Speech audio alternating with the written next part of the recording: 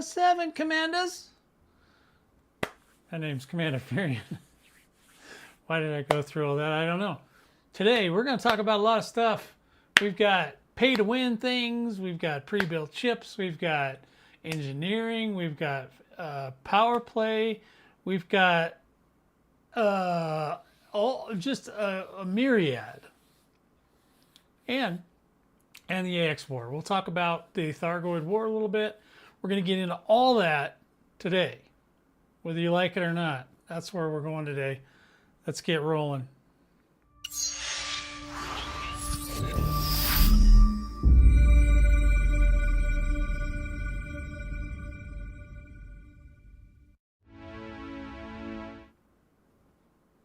Oops.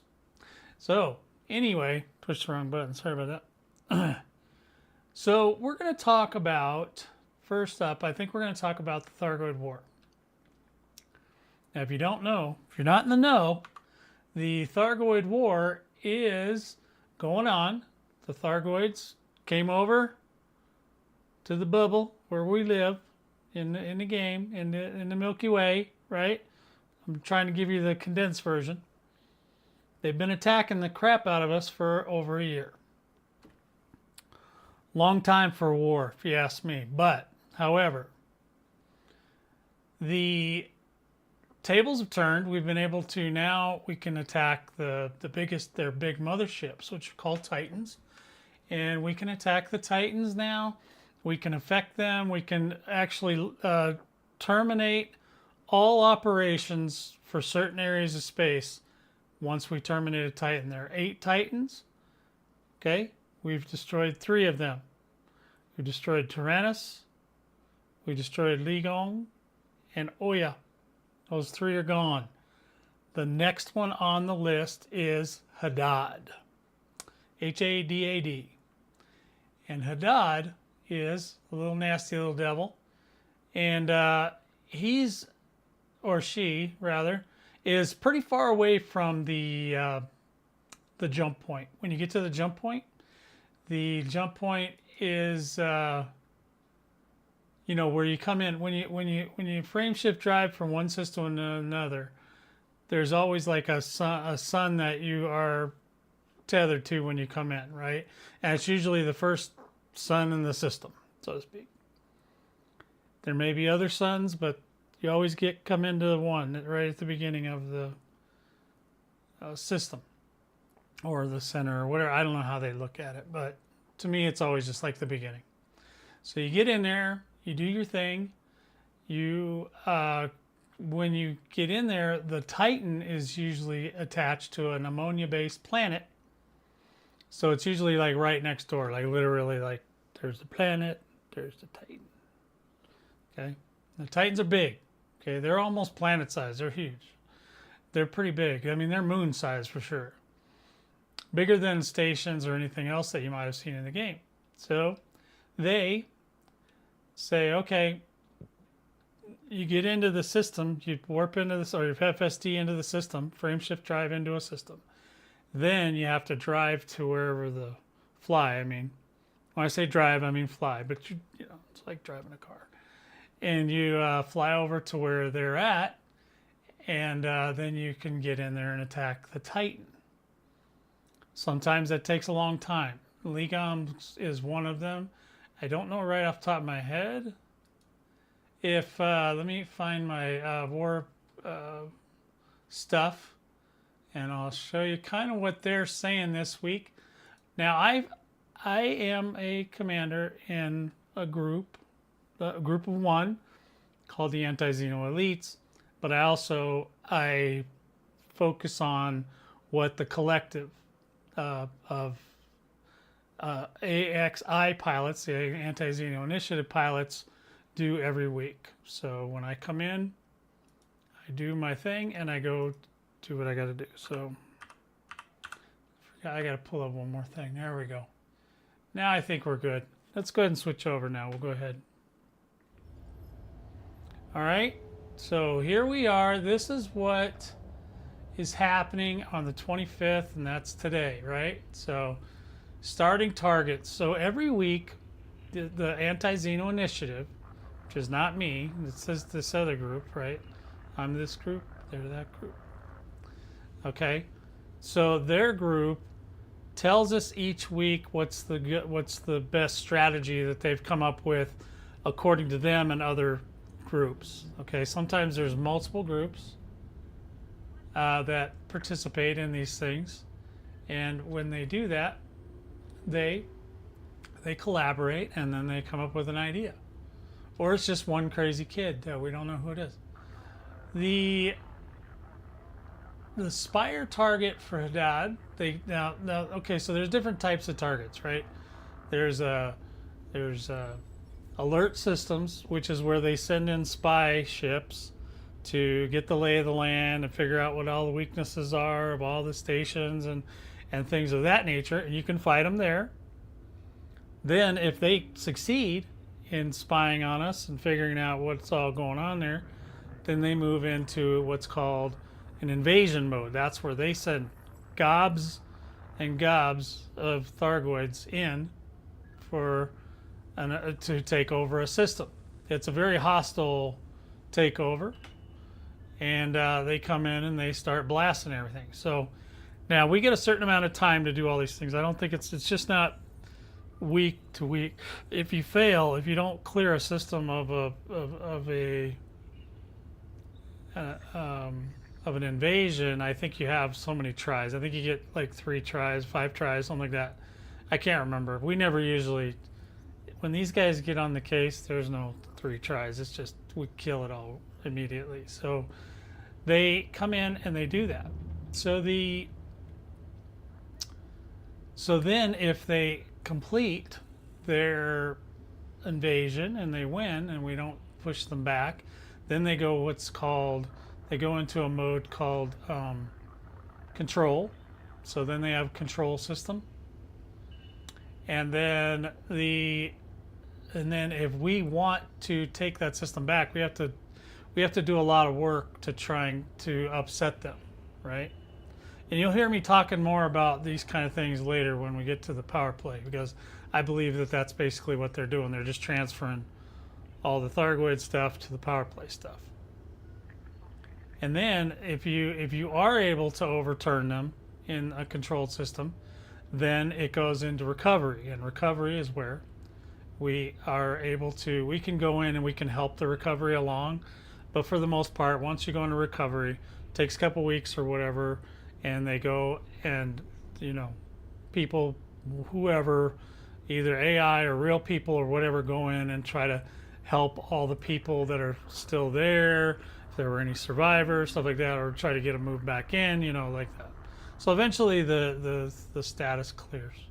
So what these guys are talking about is there's another site besides the Titan, which is called a Spire site. Spire site, I would say, just in a nutshell, is kind of like a manufacturing plant for the Titan. So they basically manufacture whatever it is they're manufacturing. Could be Soylent Green, could be something else. We don't know.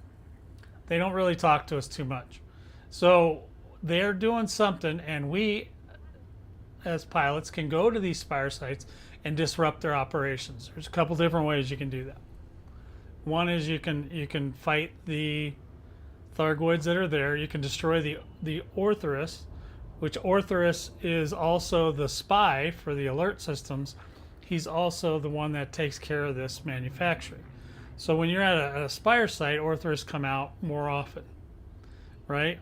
So they come out. They either come out from the Spire, or they come out in a cloud, and then they go around and they pollinate some things or whatever they're doing, and then they're done. Now, if you have a certain number of pilots, you can go in there and just blow up Orthrus all day. And what happens is, once you start blowing up a lot of Orthrus, then the Orthrus calls in scouts and calls in Cyclops and stuff like that. The other way you can do it is there's a way to poison them. And I'm not going to get into all the details on this. But you can poison the Spire site, which really disrupts it. But it also calls in like a myriad of Medusa ships, which are very high end, right? So you got your little scout, you got your glaive, you got your scythe, you got your Cyclops, you got your Banshee, then you got your Medusa, then you got your Hydra. Now, I've never seen them call in a Hydra. Hydras are really hard to kill, okay? Especially for a solo pilot. But they do take a long time. Even at a full complement of 4 people, it takes a good, 30 minutes usually, 30 to an hour to even kill one of these things. They're just really tough. And when they hit you, your entire generation of siblings feel it, okay? They hit you really hard. Pa-boom, pow, shapow, right in your face. So in any event, so what this is the Anti-Xeno Initiative tells us kind of what the idea is, where we can go, what we can do. They don't give us like direct orders. They give us a range of things, right? And then during the week, fortunately, they go through and they update. Like if something's cleared and we don't need any more help there, they tell us, and then we go to the next thing, whatever. So this week, the Spire site target, and there may be multiple manufacturing for one Titan. I believe the last one, Oya, had at least 2 that I know of. So they tell you where it is. So the Spire target's at COL 285 sector US-Z, and then BV 14-7, and then in the body 12C. So and then they kind of give you an idea how far it is. So it's 1497 from the star, and the gravity is fairly low. It's only 0.05 G. That's pretty good, actually. I wish I was over there. It says it's aiming for 100 assisted progress to take out 2 exposed spires. So there's 2 in this one as well, right? So now we know there's 2 spires. Trust me, I don't like this stuff. Is confusing to me too. Don't even feel bad if you're a little bit like, what? Yeah, so they have 2 manufacturing plants for this Titan. If you haven't seen any of this stuff I'm talking about, I've made a myriad of videos. Go ahead and check my archives.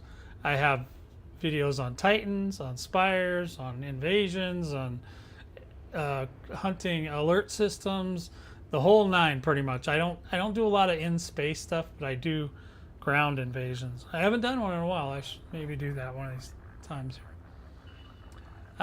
There's an alert system. So now he's telling us, besides the spire target, there's an alert system. This is where the Orthori are running around, and they're spying on us.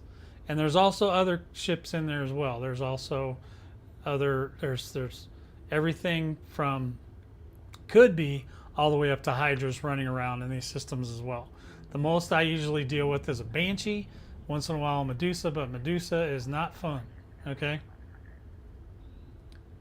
So when you, so they're telling us where the alert system is. There may be multiple alert systems. You can look for these as well. I'm just saying these guys kind of put out a list to give us a general overview of what's happening.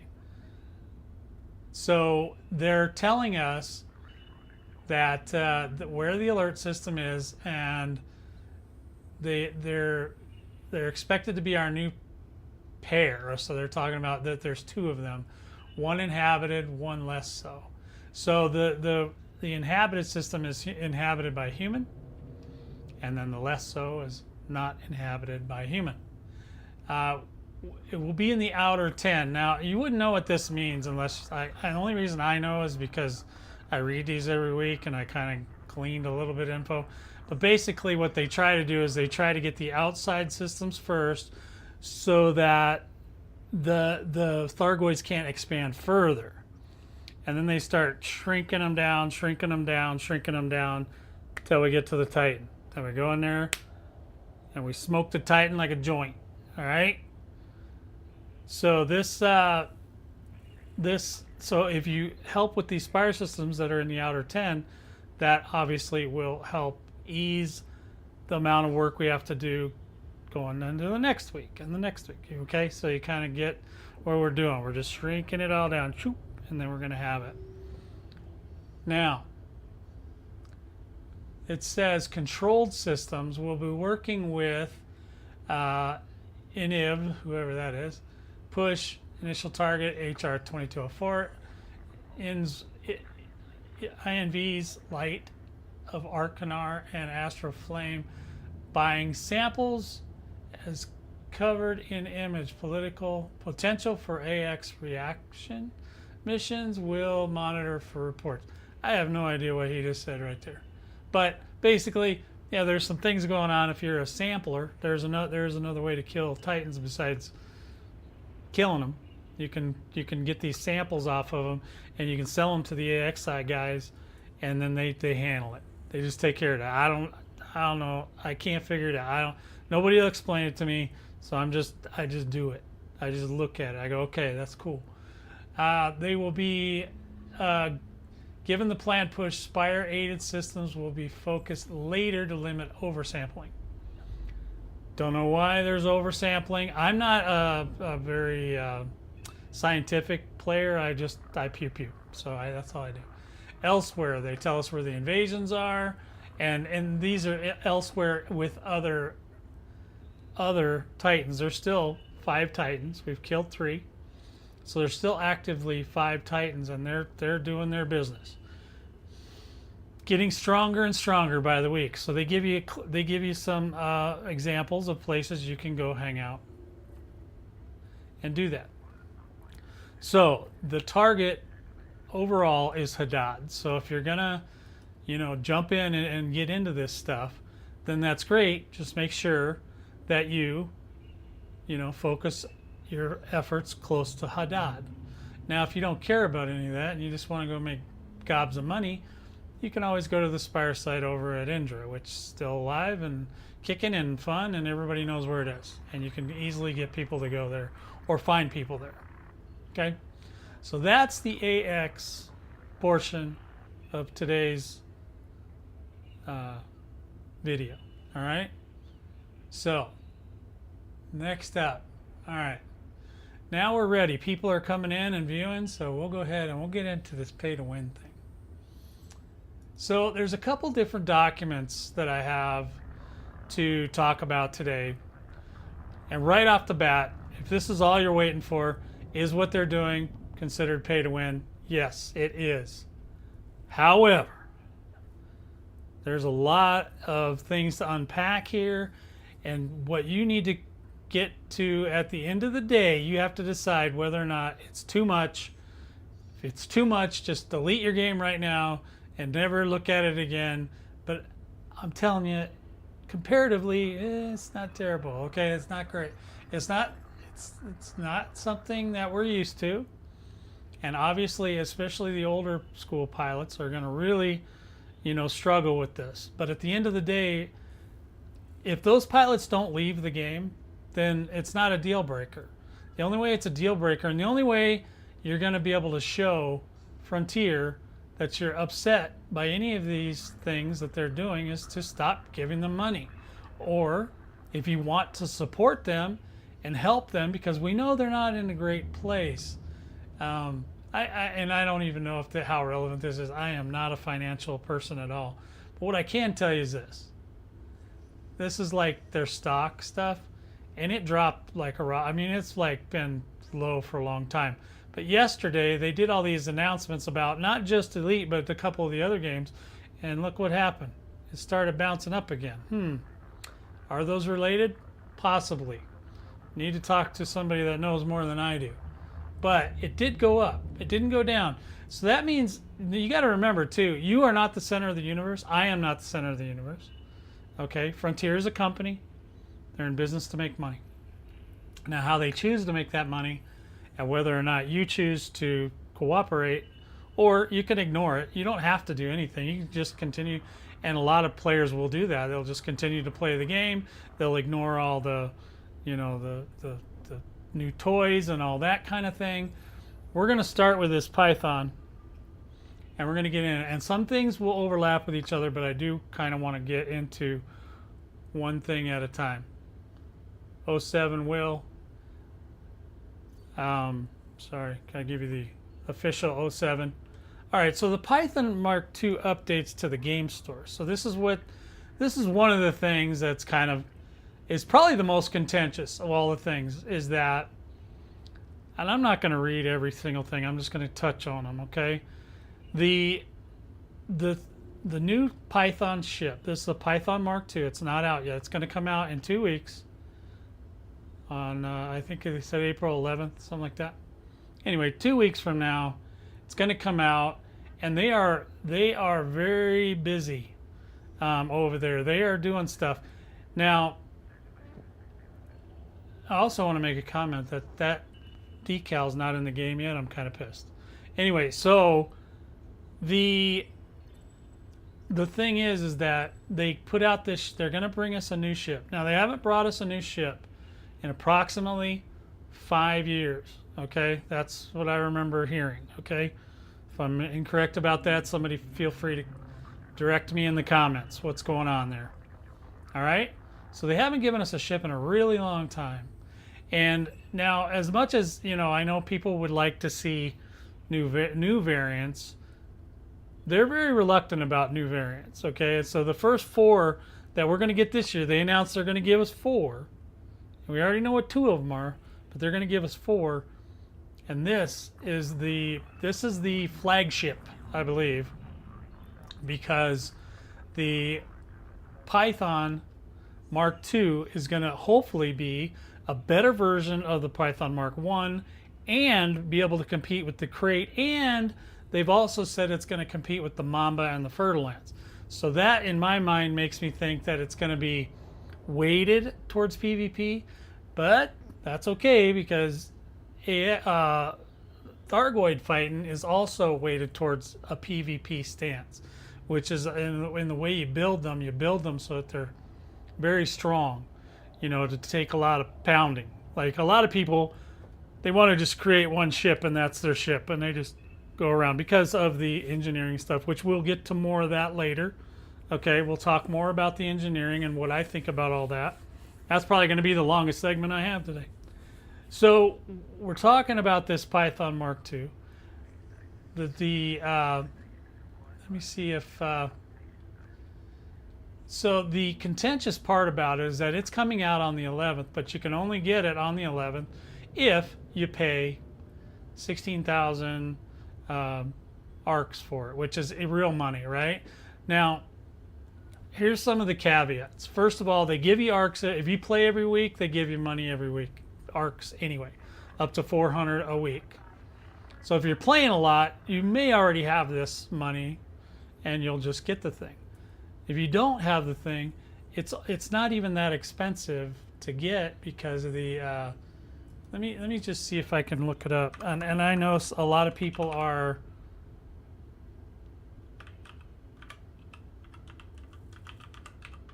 I should have just went to Elite Dangerous. Hold on. They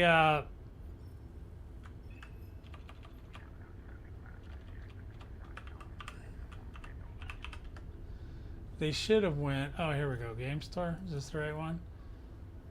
Their Game Store, on top of it getting revamped. Okay, you can tell it what kind of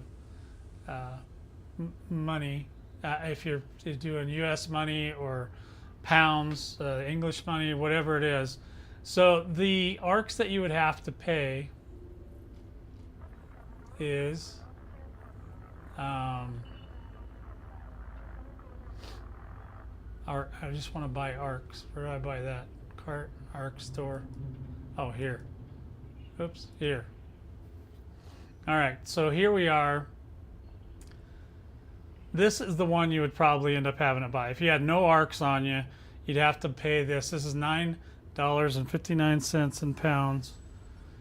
£9.59, whatever it is, for English guys, right? So it's maybe $10 for US, whatever it is, it's something like that. Anyway, so that's as much as you would have to pay for that ship, if you want to pay for it. Now, $10 for a ship is not terrible. This is an actual, you know, this is a brand new ship. So if you want to wait and you don't want to pay for it, then you can wait for a couple more weeks or 3 months. I'm sorry.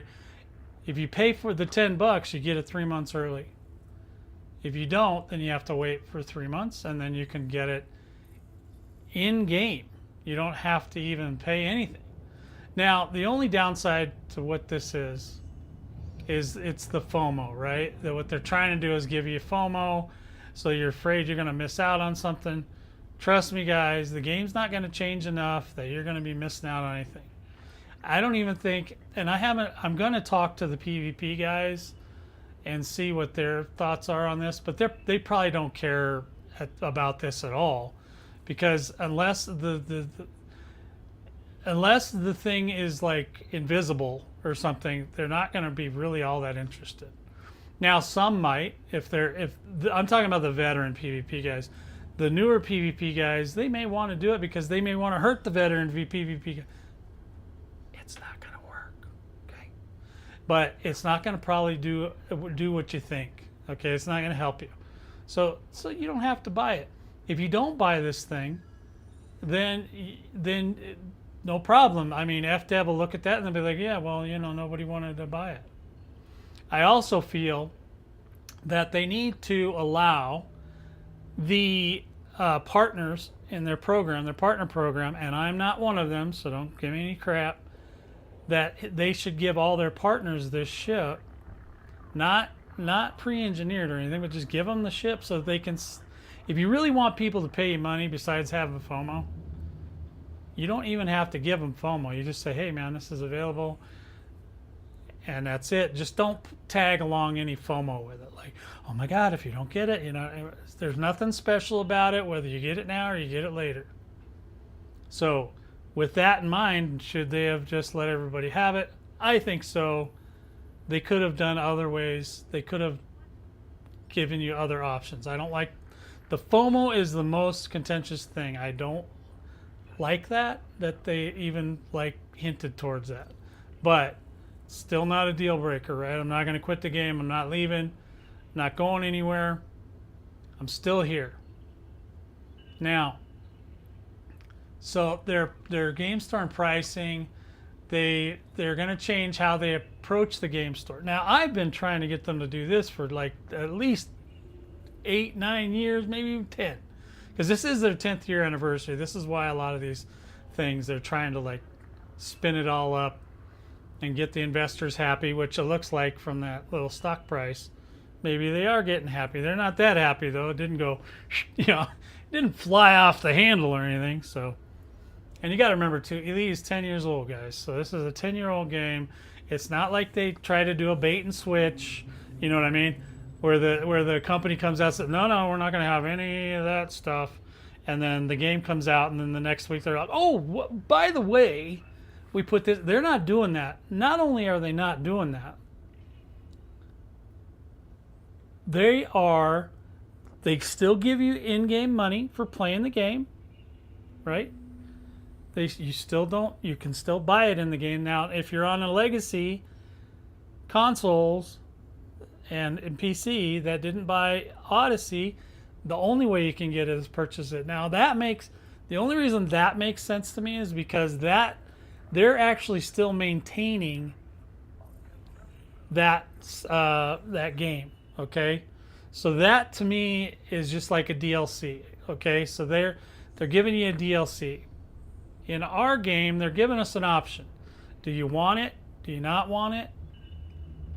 You got it? You got it. Okay, so if you don't want it, just wait the 3 months. I'd say unless you have a specific reason to have it, like if I buy one, it'll be because and I wouldn't even have to spend that. I do have a lot of ARCs because I get ARCs every week.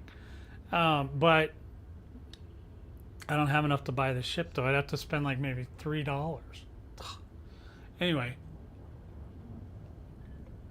So you get it or you don't get it, and then you decide, okay, this is what I'm going to do with it. Now to do it with PvP, you're going to have to figure out what works, what doesn't work. PvP is a whole different animal to anything else in the game, right? So, and the reason they're releasing it now is for 2 reasons. The AX guys can probably use this ship now.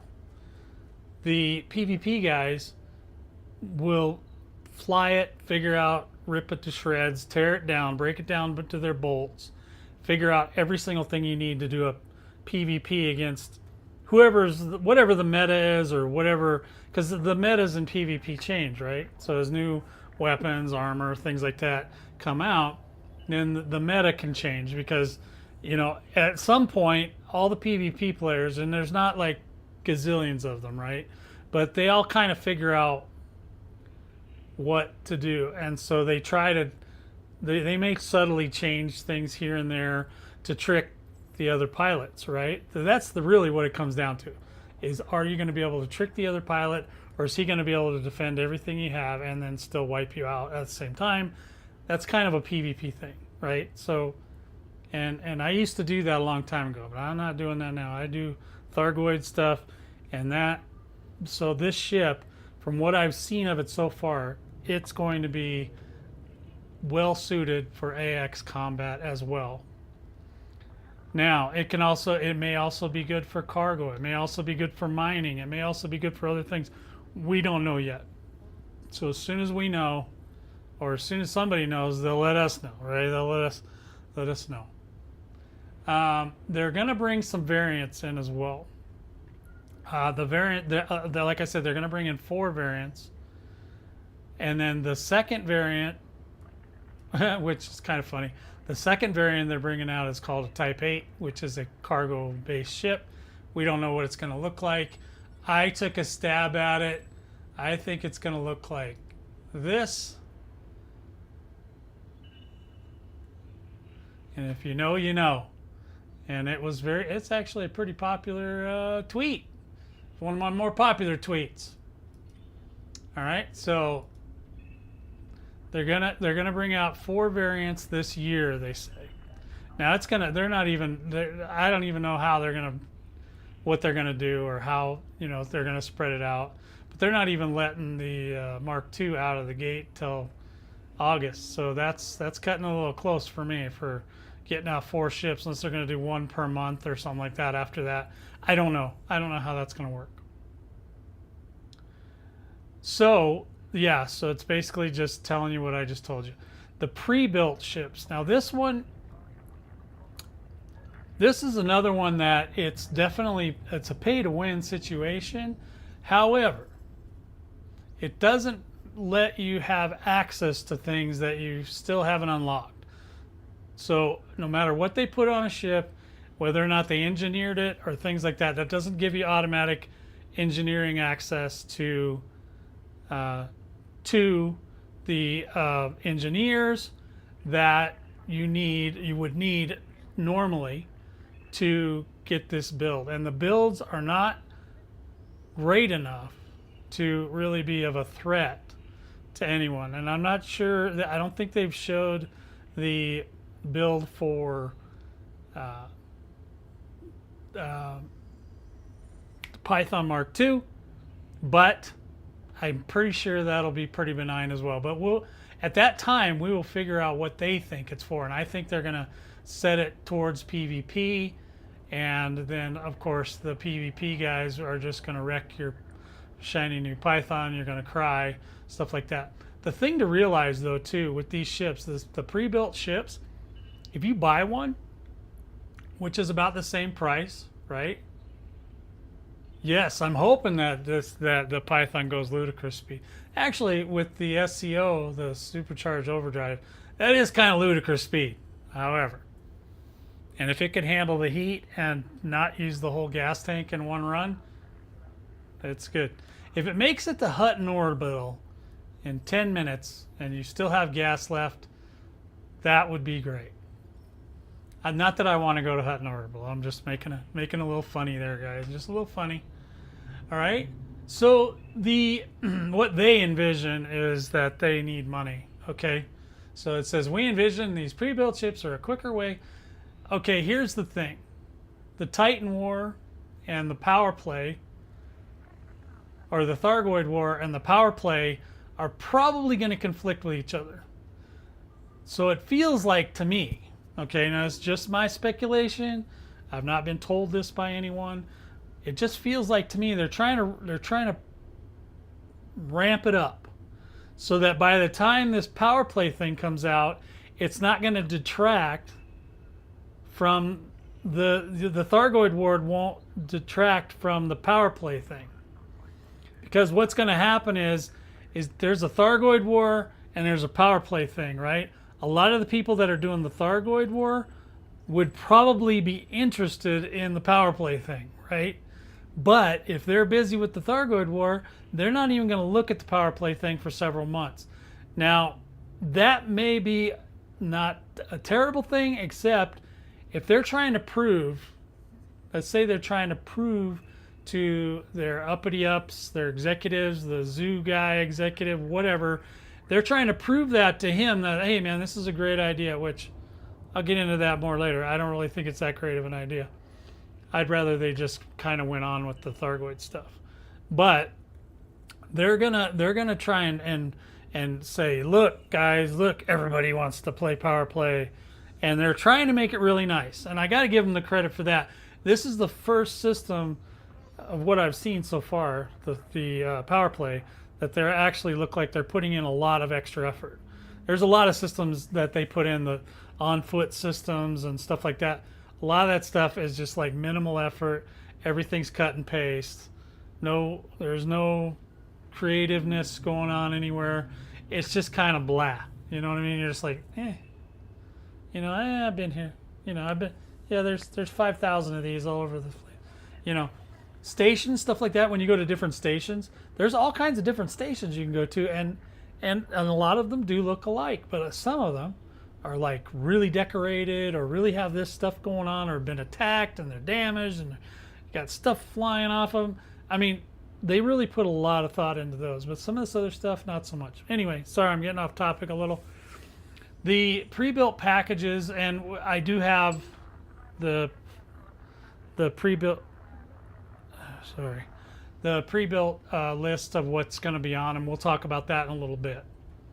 Cosmic items, the bestseller section, they're going to revamp the website, which is another great thing. We've been trying to get them to do that for years.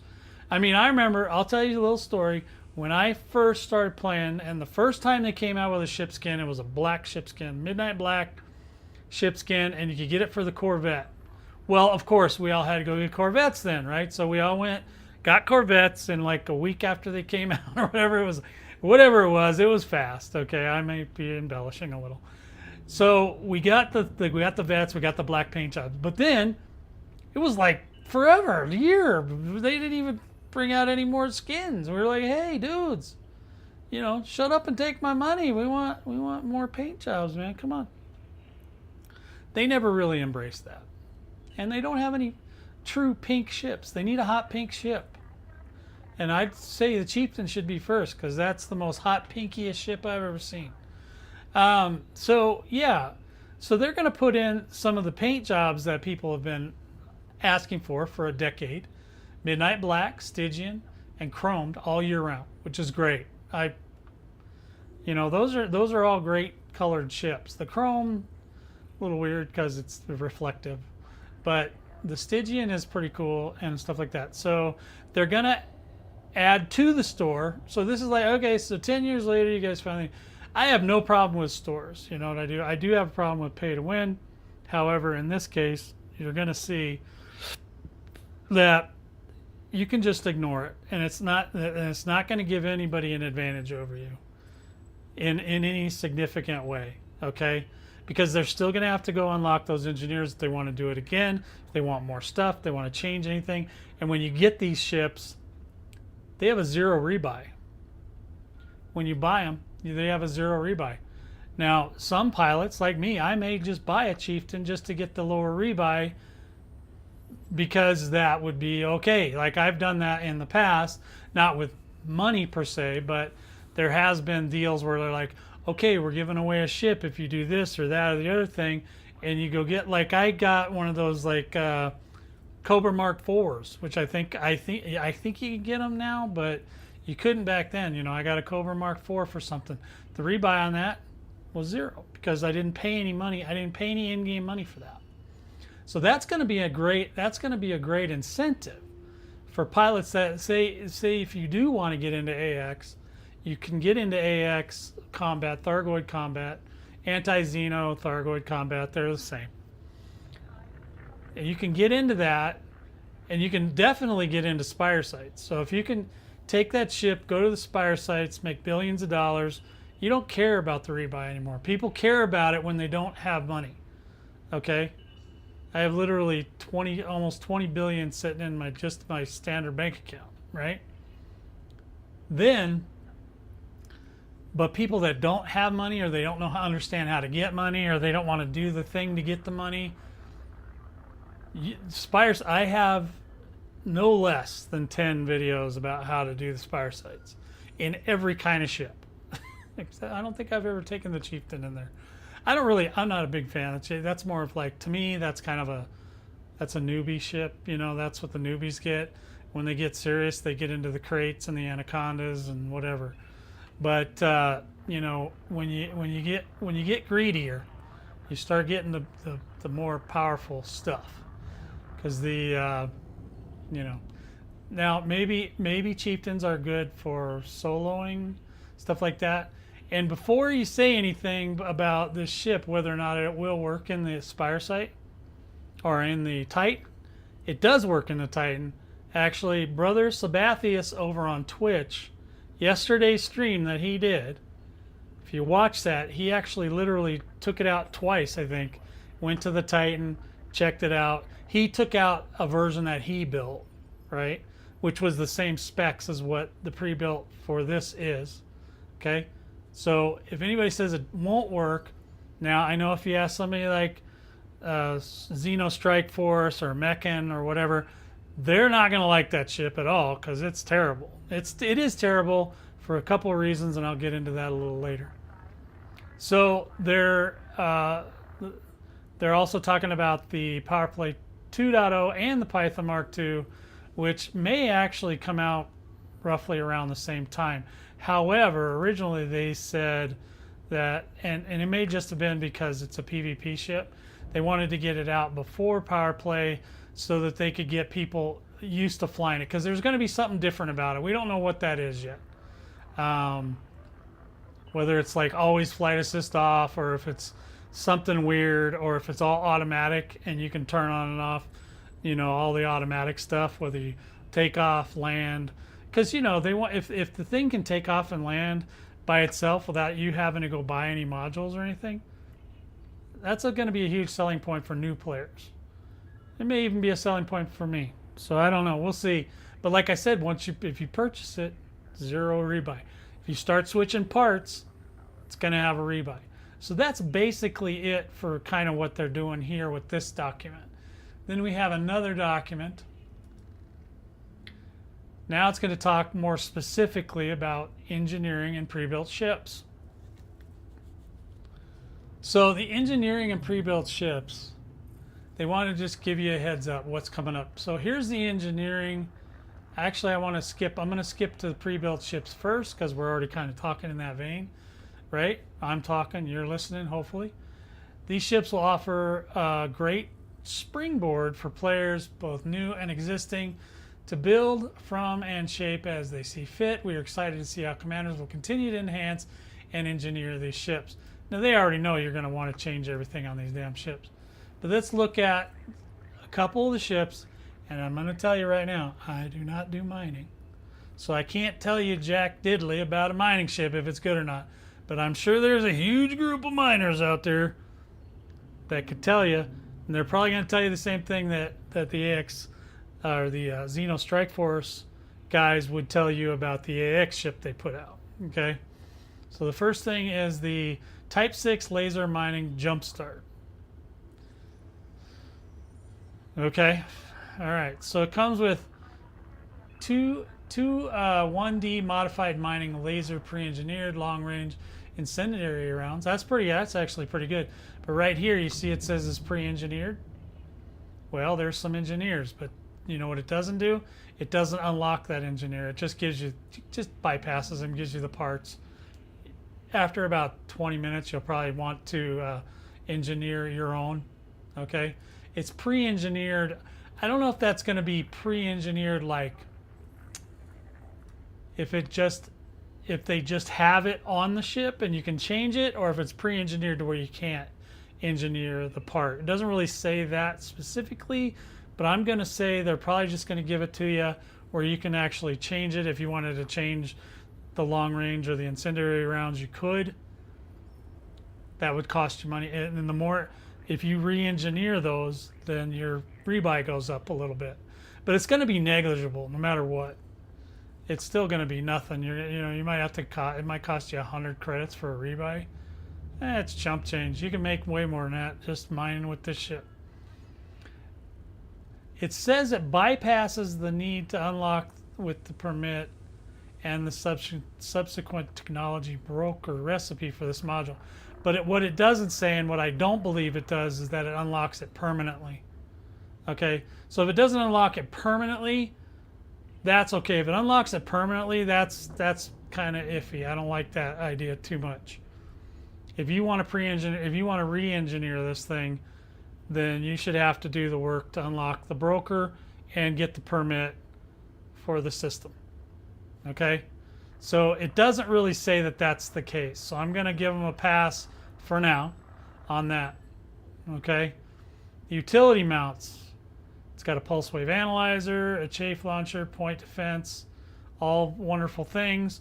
It's got some lightweight alloys, a 3A power plant, 4B thrusters, 4A frame shift drive, 2D life support, 3A power distributor, 2D sensors, and a 4C fuel tank. These are all basic things. You know, the only thing that this will cost you a little bit of cash to buy, and a lot of times when you go to get a new ship, you already bring cash, because you don't just buy the ship and go fly it around. You buy the ship and then you buy parts.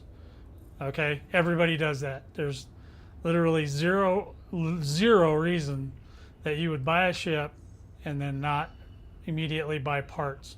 What you can afford right then. So just saves you a little bit of money. Not a big deal. Okay, so the 2x 5E cargo racks, 32 capacity. Okay. 2x4E cargo racks, 16 capacity. It doesn't say, I guess that's just regular cargo racks. So then the 3C bi-weave shield generator, not a big deal. 3C, that thing's dirt cheap, don't care about it. The 2A refinery, that's something I think most people forget. When they want to go do mining, they forget that you need the damn refinery, and that I don't even do that, so I'm not even going to, pretend like I know what I'm talking about here. But I do hear people often mention they forgot the refinery or they didn't buy one. 1A collector limpet controller, a 1A prospector limpet controller. And you'll notice as we go through these, a lot of these things that are to do with mining also have to do with AX, because I think they were trying to get some crossover of other professions maybe getting interested in the AX side, but the problem is that the enemies are too tough for anybody pretty much, except for the top 1%. Okay, maybe the top 2%, but it's definitely up there pretty high. You either have to know how to cold orbit, or you have to know how to fight them. You have to run away, you have to go repair, you come back, you can't leave the instance. But there's a million different things you got to learn when you start getting into any of these professions. Now, the Alliance Chieftain AX Combat Jumpstart, which I still think should have been hot pink, they're giving you some different things. They're giving you 2X 3C gimbaled enhanced AX multi-cannons. Those, okay, so they're enhanced, but they're not the pre-engineered version. So these are gonna not have a lot of bullets, okay? And they're not gonna, you can damage a core with them, but it's not gonna be, you're not gonna be spending a lot of time hugging that core. You're gonna be able to do a run, maybe do 2 runs, and then you're gonna have to skedaddle on out of there, or you're gonna have to synthesize ammo for this thing, which is something I don't like doing. The Guardian Nanite Torpedo Pylon, I'm going to assume that's a 2. That is for money anyway, so it's not a big deal. They took down all the barriers to a lot of the AX stuff, so that's okay. There is no skipping there. 2X Small Guardian Gauss Cannon with anti-guardian resistance. Now this is engineered, but again, as long as it doesn't permanently bypass the need, I'm okay, because they're just giving you one. That's like crack. That's like a crack dealer at that point. Okay? They give you a little crack. The first one's free, and then you got to come back for more. And when you do, you're going to be like, oh, damn, I got to do all this stuff. And that's fine to me. I'm okay with this. Heat sink launcher Okay, those are a dime a dozen. Caustic sink launchers, those you can buy now. No material requirements. Enhanced Xeno scanner, that's for money. I don't think there's any requirements for that. The Thargoid, oh, they took that down too. I think they took down the Thargoid pulse neutralizer. It's called the TG pulse neutralizer. If you're looking to get those, you get those from rescue ships. Actually, all of this except for the heatsink you get at the rescue ships. And there's also pre-engineered heatsink launchers you can get from serious ships or human technology brokers, sorry. And so, yeah. So all this is, yeah, it's negligible. 4D module reinforcement packages. So it's giving you one module reinforcement and 2 hull reinforcements. You're going to need more. So whatever you decide to do there, you're probably going to need more than that. And also, then they get into the composites. At a Titan, you don't necessarily need military grade. I guess it's okay, because if you do anything else, most places don't need it, except if you're in invasions, if you're in places, you know, places where you are fighting them head on. That's a better place for a military grade. Titan, spire sites, alert systems don't necessarily need all that. But okay, you get it, and it's good. You can upgrade that sucker, and you'll be fine. 6A power plant, you're going to need that anyway. The G6A thrusters, G5 dirty plus drag. Now this is interesting, and they don't even mention that. That's pre-engineered. That blocks. Let's see, dirty drives is Palin, I believe, or drag drives is Palin. G5 dirty drag, Palin. Yeah, G5 dirty drag. That's all Palin. So he's a big one that you want to get, you know, opened up, and you want your reputation with him to be 5 pretty early on. So as long as, like I said, if it doesn't make it permanently unlocked for him, I don't care. The only one that I wouldn't really care about permanently unlocked is like Felicia, because she's like the first one you get anyway, but you're still going to have to go visit her. So you're still going to have to go visit her, because if you have to get at least to like level 3 with her, or reputation 3 with her, to get to the next guy on the list. And then that guy you have to get so far before you get to the next. It's all kind of linear, right? So you unlock one, sometimes you get a couple different engineers to unlock. You just got to keep going and going and going, and that's how you walk through that. So I don't think that they're going to, you know, bypass any of that.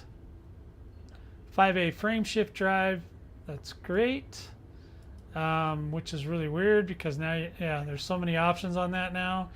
The 5D life support, that is a typical one that you use, because these ships are so cheap that you do a 5D, because if it's going to get killed anyway. 6A power distributor, that's going to still be an issue. This one and the power plant are still going to be an issue, because without these being engineered, you're not going to be able to run cold enough to really hang out long periods of time at a Titan. Now I know you can get in, you can do some business, you can torpedo, you can do the whole 9, but you're going to get dead. So just be prepared. But if you can get dead, and you park, say you got this ship, you go to a station that's right next door to the Titan, or as close to the Titan as you can get. If you can get to the Titan from there, you can go in, do your business, attack the Titan, and let your ship die, and it's zero rebuy the whole time. And you only need to get to 2 million, and that's not hard.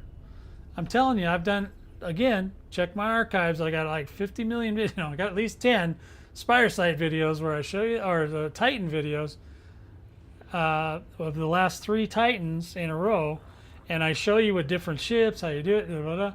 I've gone in with non-engineered. I've gone in with engineered. The only thing that's going to keep you alive here, maybe a little longer, is this G5 dirty plus drag, but it's still going to make you run really hot.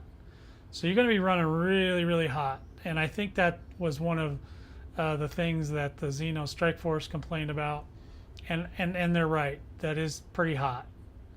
The sensors is 4D. Sensors don't work at the Titan. It's not a big deal. Sensors only work in like invasions and, you know, combat, where you're combating them. Fuel tank standard.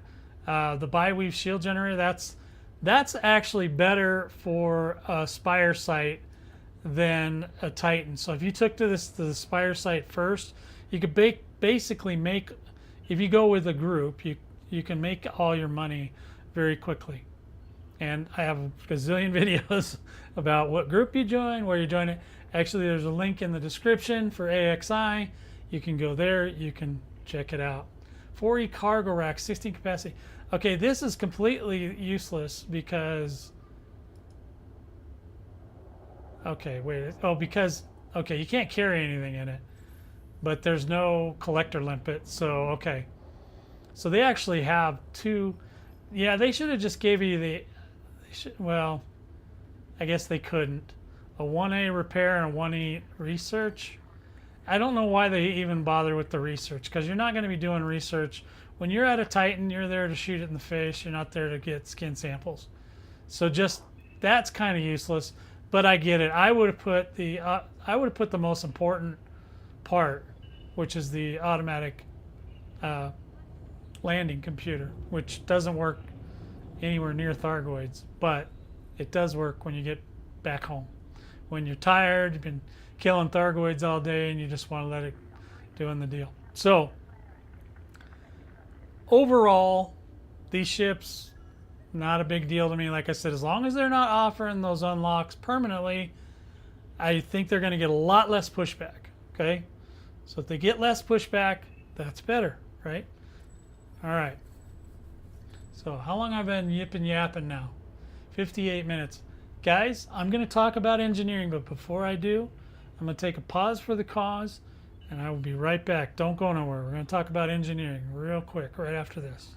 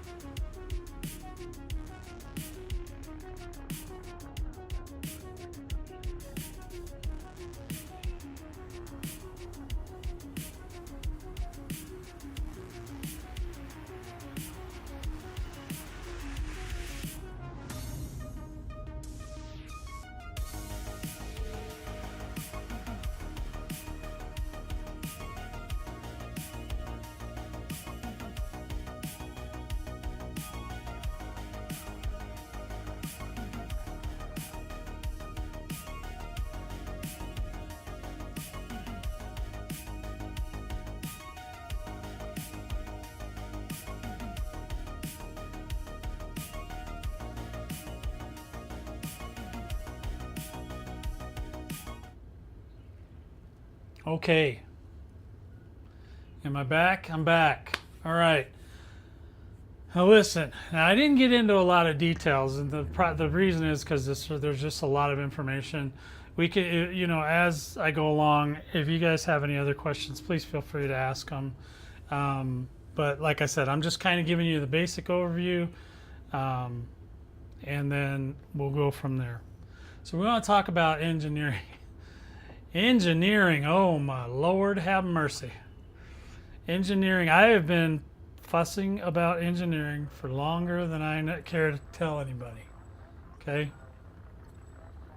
Been a long time. One sec. All right, so I've been complaining about engineering for several reasons. I'm gonna read what they say, and then I'm gonna get into what I think is going on here.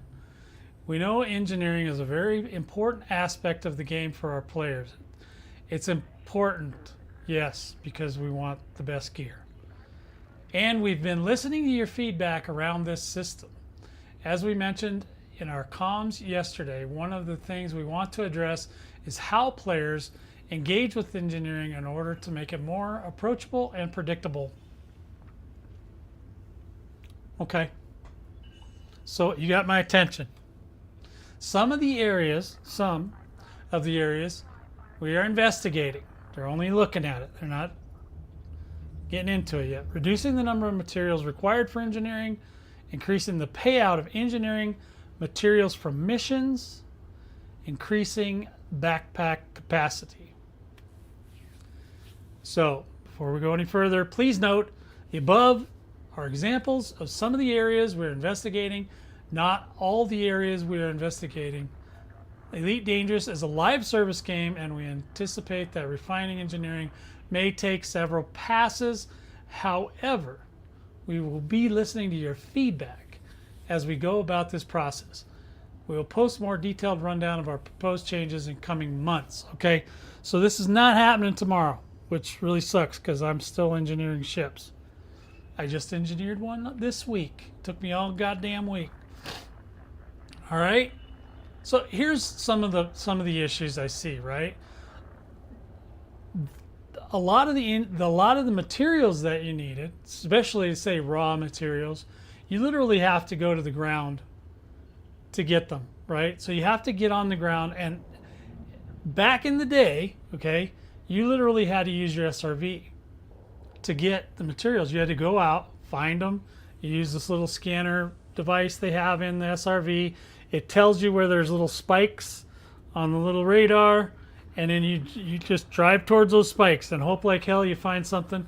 But you couldn't really at the beginning. You couldn't really, like, if you were looking, I need 5 iron to finish this engineering job. Well, first you'd have to find a planet with iron on it, and that would be like a high metal, whatever, blah, blah, blah planet. You had to know all these things, and then you had to go out and scan the planet, get the geological locations, and oh my Lord. I mean, it was terrible. And then on top of that, you had to drive the SRV. Now, I like the SRV, but that's not why I play Elite. I don't want to drive that thing. And it also, I've had problems with it breaking because the way I drive the SRV, because an SRV is more like a car. But the way I drive it, I have been able to wear out joysticks fairly quickly driving around trying to get materials. But I have done them. And there's a few places you can go specifically, but that's a different story for a different day. So then you find these materials, and you'd have to get them on the ground or whatever, and you'd wear out all your stuff. Anyway, so finding the materials is one of the hardest parts. And even in the missions, now there are missions now where you can take a mission and it might have a particular payout that has to do with a high level material, because the reason they give you the high level materials is you could take those high level materials and trade them down to your lower end materials. It used to be the other way around. Everybody used to get low end materials and then they trade them up. But now, in this day and age, you get the highest level material, whether it's 4 or 5, grade 4, grade 5, whatever it is, and then you can go to a material trader, which they're everywhere. I don't even know why they did it this way. Why they had to have material traders just spread out all over the place? Because they want us going. They want us going all over the place. They're always trying to force us to do something, you know. Instead of just making like, you know, a material trader that you could just have one at a station and just go there and get whatever you need. You have to go. Sometimes you have to go to 2 or 3 different stations. Now, if it wasn't for things like Inara, I have no idea how you would even figure out where these guys are. Even if you do have Inara, it's, you know, you got to put in, you know, some information, and then you still have to go wherever it is and then get what you need, go to the next one, get what you need, go to the next one. And then in a lot of cases you still have to go also to the engineer and do your business, right? And that's another thing that I don't like about engineering, is that you can't just pin. You can pin an item that you want to engineer, that you engineer most of the time. But when you're building ships for different things, AX, different kinds of AX, different kinds of scenarios, not every ship can do every single thing, right? So sometimes you have to, and then you have to go back to the engineer. Well, with AX stuff, it's particularly hard because you don't build your AX ships to be long jumpers. Can't do it. You got to keep those slots for other things to protect your ass. So it's particularly hard. So it's just a big pain in the ass.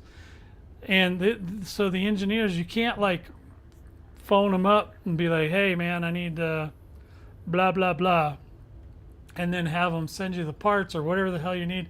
They didn't do it that way. You literally have to go to them. So whatever it is, and the engineers are not all like right next door to each other. They're all over the place. And then there's some that are like a gazillion miles away over near another place in the galaxy that most people probably don't even know exists anymore. Just a guess. But there is another place. It's 22,000 light years from the bubble. That's a lot of jumping. Boys and girls, that's no joke. I still haven't even gone out there to unlock the engineers out there. As desperately as I'd love to have them, so I could have, because then I would be able to pin 2 things per engineer. But then there's the special effects that you can put on stuff. You can only pin one. You can't pin those at all. So you have to go to engineer for certain things. Like right now, I got a whole pile of pre-engineered level 5 FSDs that I can get Mass Manager on, that I have to go to Felicity, Farseer, and get them all fitted for that, which is, yeah, at least you can do it. I don't know that it's important, but you can do it. So the reducing the number of materials, that's good. I think more than anything, not only the number of materials, but when you want to engineer a grade 5 item. So let's say you have full reputation with an engineer. You go in, you engineer something from 1 to 5, right? So you go to 1, you do 1, boom, done. You do 2, 1 to 2 clicks, done. 3, 1 to 2 clicks, done. 4, you might have to 3, 4 clicks maybe, you get to 4. And then 5 can be anywhere from like 5 to 10 materials, and those materials always include the highest level material. Now that's the material that's the hardest to get. Now, as much fun, I don't think they should take out, you know, maybe the lower materials, but we should be able to get the higher materials easier. Now, the problem with putting those materials in missions is that nobody knows what missions. So maybe that's part of their making it more predictable and approachable. I don't mind doing missions if the payout's good, right? Like right now, if you do a mission, you may do a mission and it may pay out a couple grade 3 materials. And that's like, who even cares? I need missions that pay out like 10 because of the number of times that I have to engineer. I need more than that. And then if the time that it takes to do that is higher than me just going to a signal source and getting the materials, then I'm not going to be as interested in it. So, and if you don't understand some of this stuff, I don't blame you. But so this is more of a for the developers than it is for the players per se. But it's when you go, even when you, if you want to go search for materials with missions, that's fine. But then there's also the signal sources, and these signal sources, you have no idea when you get to a system what materials are going to be. I think ED Copilot kind of tells you what materials might be available there, but they don't really give you, they don't break it down or anything like that. And then the type of signal source, this is one of the things I hate, is the signal sources and all the different types, and then you're just like, what's even in there? You don't even know half the time, or what it is, or why would you want to go there? Because if you don't do every single profession in the game, you're not going to go what signal sources go to what. Now I know I need high grade signal sources mostly, so I have a little list that I got off the internet somewhere of, there's like 5 different types of places that you can go to find certain kinds of materials. Now, it's not always the exact material I want, which is what gets people confused more than anything. Is if you need tin and you don't know which raw material the high level one goes with it, then you have to trade some other way. It's very confusing, okay? It's just very confusing. So, I mean, after you spend time on it, if you're one of those people that can do that, then you may end up, getting a little list. So I have a little list. Like I have 5 different places I can go for, so I don't have to go to Dav's Hope, and I don't have to go to the super hot Jupiter or whatever the hell it's called, and I don't have to go those places. I can just go to one of these 5, places. It's usually like, it might be a federation system with more than 1 million people, and then have their state might be war, or their state might be boom, or their state might be something else. Different states, and the states kind of tie back into the whole Powerplay thing and the BGS thing. So you got the confusion. Now, if you're going to do it with missions, that's fine, but it has to be really clear what missions pay out what. Because if you're just going to give us random crap all the time, nobody's going to be down with that.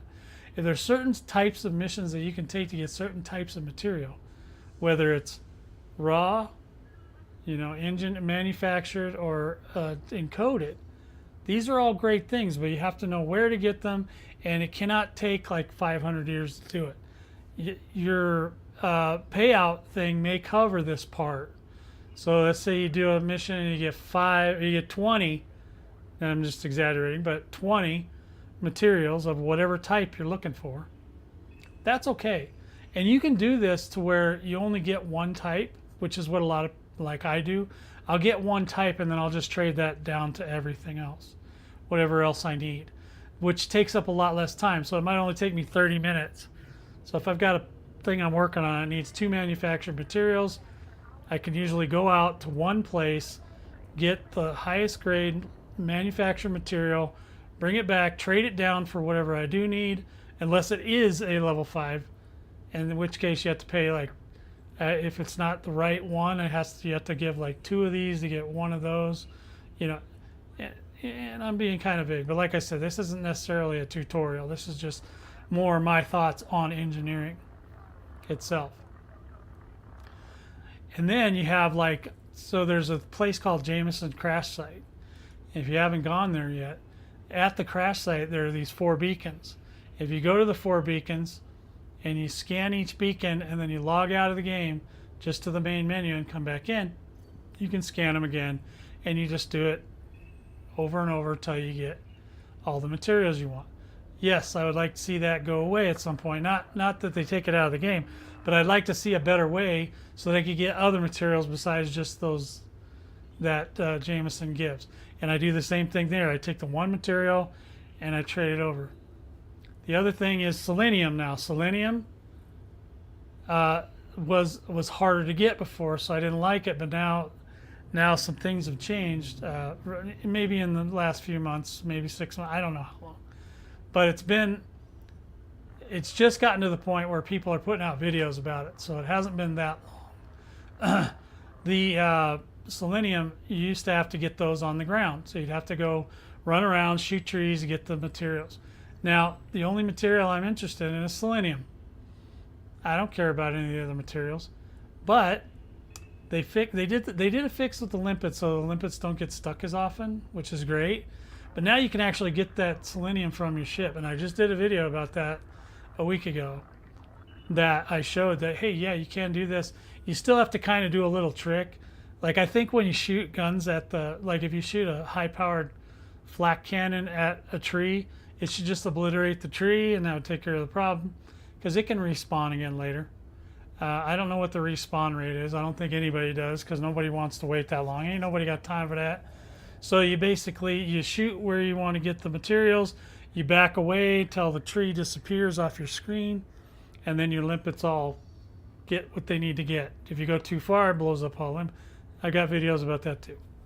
So there's a lot of different things going on, and a lot of different reasons why this could be a good thing. And the backpack capacity, I mean, sure, yeah, they should all be more consistent as well. You got some that only get 100, some that get 150, some that get 200. And it's the same thing with AX stuff. You just never know. Like, there's just no rhythm to it. My cat is attacking me, unfortunately. So I'm trying to appease her a little bit so she'll quit attacking me whilst I'm chit-chat. So I think that if they, first of all, if they do it through missions, that's fine, but they really need to make it clear what kind of missions get you what stuff. Because I think a lot of people are going to be, Will, they're going to be more inclined to do it if they know what they're looking for, right? So if you need, like I said, a lot of times I need 10, but if I have selenium, I know I can get 10, right? If I don't, if you start trying to look for 10, you're going to be looking forever, and it's just not worth it. So hopefully that is going to be where they go with that. And maybe if they do the signal sources are all wonky too, because you don't necessarily know what's in a signal source. But if you do have a little list like I do, some signal sources give you lots of stuff. But every time you collect from the signal source, there's a timer on the signal source. And I think the timer was originally intended for you to get there. But they have since kind of made it to where you can get to a signal source, you drop down, you pick up the materials, you drop out of the game to the desktop, and then you come back in and you do it again. Now that is terrible, but it works. But you know, if you're running tools, like if you're running voice tech and ED co-pilots and all these things, all those things have to shut down every time you do this. So, and you don't necessarily need them while you're doing that, but it's annoying. It's an annoyance, right? That when you're done getting materials, then you have to turn all that stuff back on and blah, blah, blah. You know, you get attacked or something, some weird shit happens, all your tools are down. It's just, you know, I think that crowd pleaser patch with materials in engineering is a great idea. Now, what did she, oh, she just came in for an attack run and then she disappeared. She'll be back. She's giving me a part 2. She wants a treat. So you know how it goes with treats and Kit Kats. All right, guys. So that's basically where I'm at right now on engineering. I will talk about it more in the upcoming months.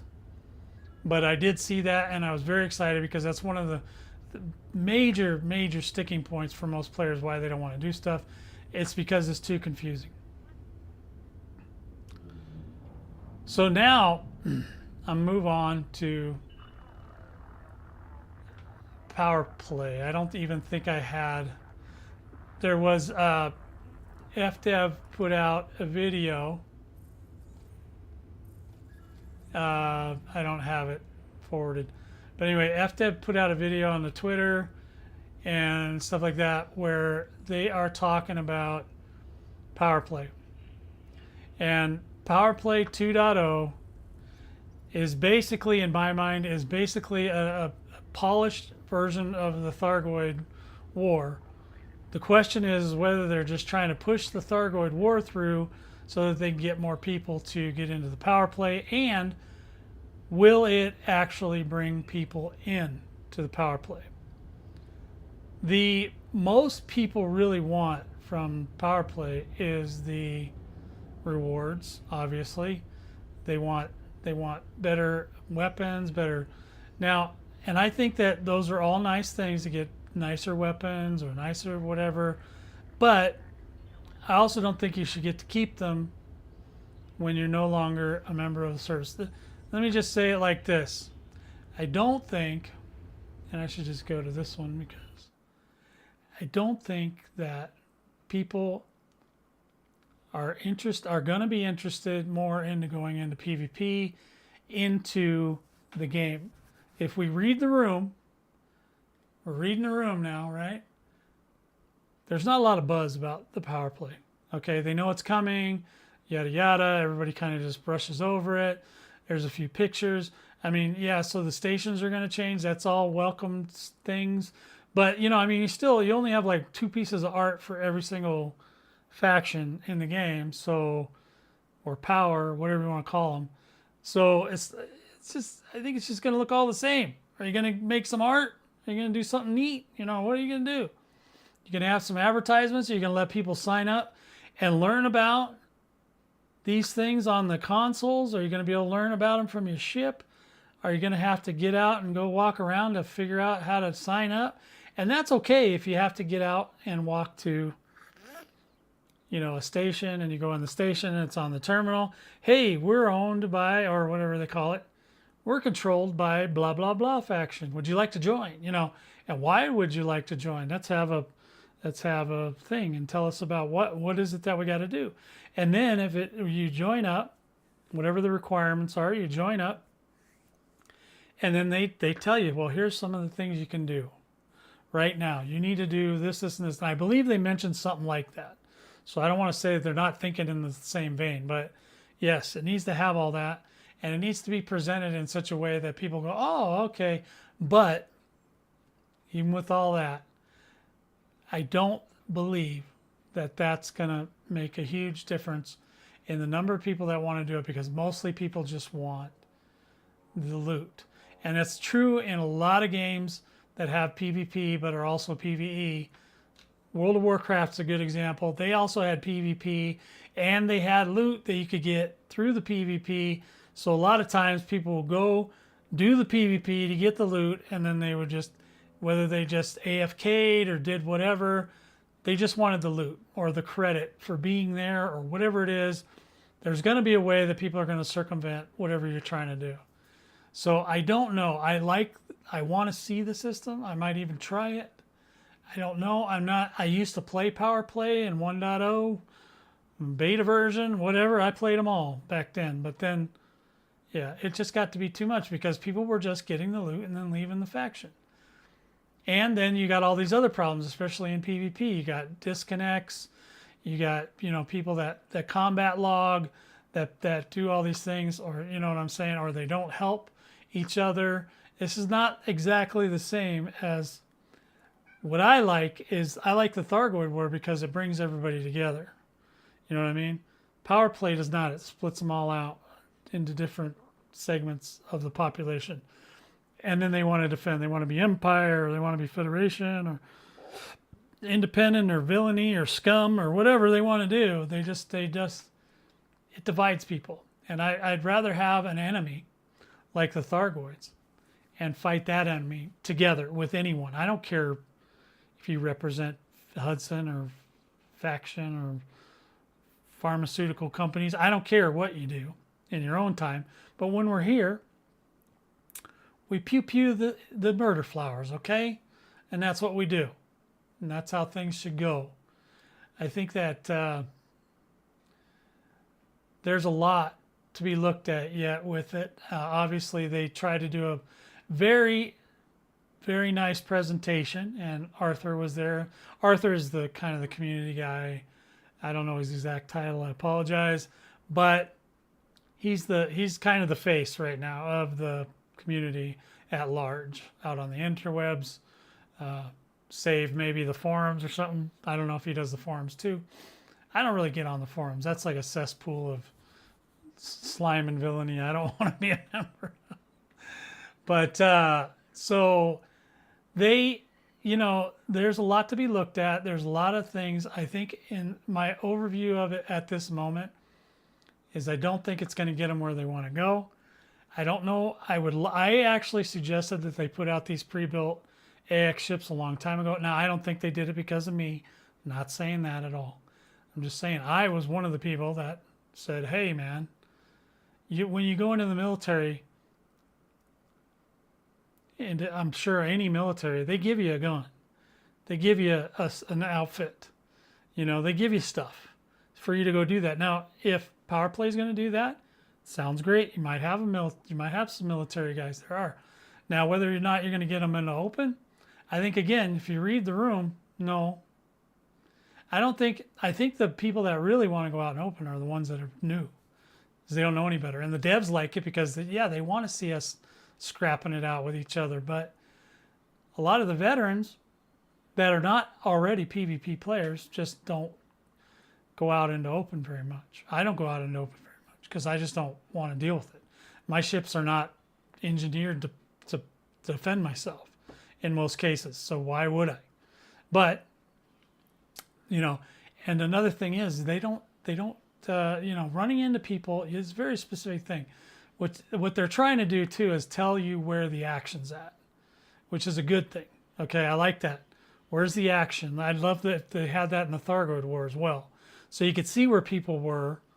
It doesn't have to be specific people, but you could say commanders are here, commanders are here, and you could say what faction they represent.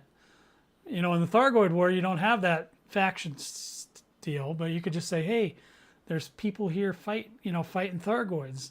Why don't you go over there and join them? Something like that. You could do that. You could maybe do that with Powerplay. Say, hey, there's, this is in Hudson's territory. There's a bunch of, bunch of Empire people over here screwing around. What are they doing? And then you go over there and you look. And if you want to try and find them, you could go in open, but they may not be in open either. So that's the thing, is the game lets you hide. So unless the game forces you to go out into open, which I think that would be a death sentence for it, because then people just will ignore it altogether, except for, the 100 or whatever pilots that do it all the time anyway. Then, whatever. And a lot of the pilots that do engage in PvP, they don't want competition. They want to squash noobs when they don't know what they're doing. That's a different part of the game altogether. Pirating and all that stuff. They call it pirating, but it's basically, they don't want competition. They want to go find where all the new players are, and then they just want to shoot them and go, ha ha ha, because then they cry, oh, the rebuy. Well, you know what? If they have a 0 rebuy for a Python, maybe it will. I think it's a risk, and they're going to take that risk. And that's fine. I don't have a problem with it. I just don't see any huge returns, especially if the Thargoid War is continuing. This part of the Thargoid War, there may be other parts after this main battle is over. Again, it's hard to tell now because they're not doing the lore stuff. The Galnet, the lore, the written part that was done by actual humans is not getting done. Again, I think they should hire the Galnet News Digest people, Commander Burr, Commander Exorcist, and put those 3 on the case. They're already partners. They would probably, if you give them a little something, I'm sure they would be thrilled to help you. Maybe you do some applications for player.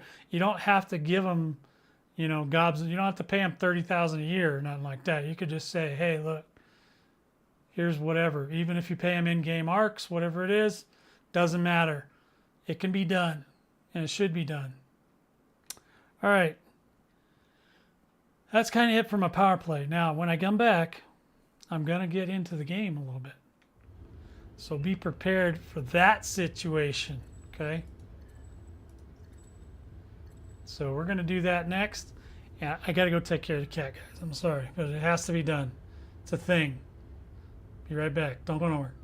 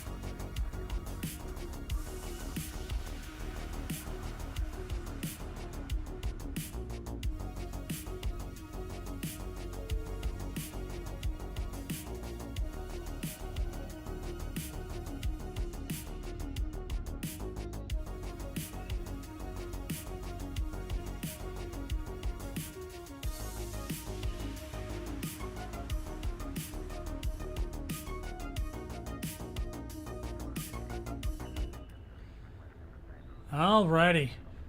We on? We on? Yes, we're on. Alright, we're back. Kitty yelled at me the whole way to the kitchen. She was just not having it. But now we're back and we're ready to check out some new things I'm trying. You know what I mean? Well, maybe. Okay, that's what I wanted. I wanted a little cheer from the crowd. So anyway, yeah, I was up in my... I just drove over here to near Indra. Warisi, I think. And I'm going to get off my carrier here and go back to my ship. So we'll go down there. So what I'm trying to do in this segment is I'm trying to... What are you looking at? Okay. I get, you know, I was getting confused. You know what I'd really love to see is if you had a trader, materials trader, in the damn carrier. That would be amazing. One that handled everything. That would just make me want to build so many ships. Because it's a struggle to build a ship, man. What, the lights are still off? What the hell? I don't even remember where the door is on this one. Is the door in the front or in the back? Can't remember. In the middle? Where is it? Oh, it's in the front. Okay. We're playing with... This ship's got a new name. A new name. Because I fully engineered this thing as much as I can. There's a couple things I can't get to level 5 because I haven't been out to God knows where they want to send me. So Avaricious is my new name for the ship, and that word means greed. And I am a greedy dude. So, was Ravager. That was back when he was Grave Robin, but he's not Grave Robin now. He's just trying to collect materials. So the material I want, if I remember correctly, it's those chips. But I want to be able to get those chips without getting out of my ship. And if I can't do it that way, I'm going to fuss, because the other materials that you can get to make the unengineered Guardian weapons, or the unpre-engineered Guardian weapons, able to be used in a Thargoid zone, requires these chips. And apparently these chips can only be obtained from a Banshee or a Revenant. There's only 2 places that I know of where Revenants reside. They reside on ground installations, okay, and they also reside at spire sites. The problem with ground installations is that if you go there, you start shooting the Revenants, then eventually a Cyclops is going to show up. So then you have to deal with that. So rather than deal with the Cyclops, I'd rather go to the spire sites, because then all I got to deal with is the Banshees. And I don't care if the Banshees hit me, because they don't do any damage. But the Revenants, I'm hoping I can shoot them and then pick up materials that way. If I can't do that, then they need to change the way you get those materials, because it should all be available through your ship. You should not have to drive an SRV that's just going to get blowed up.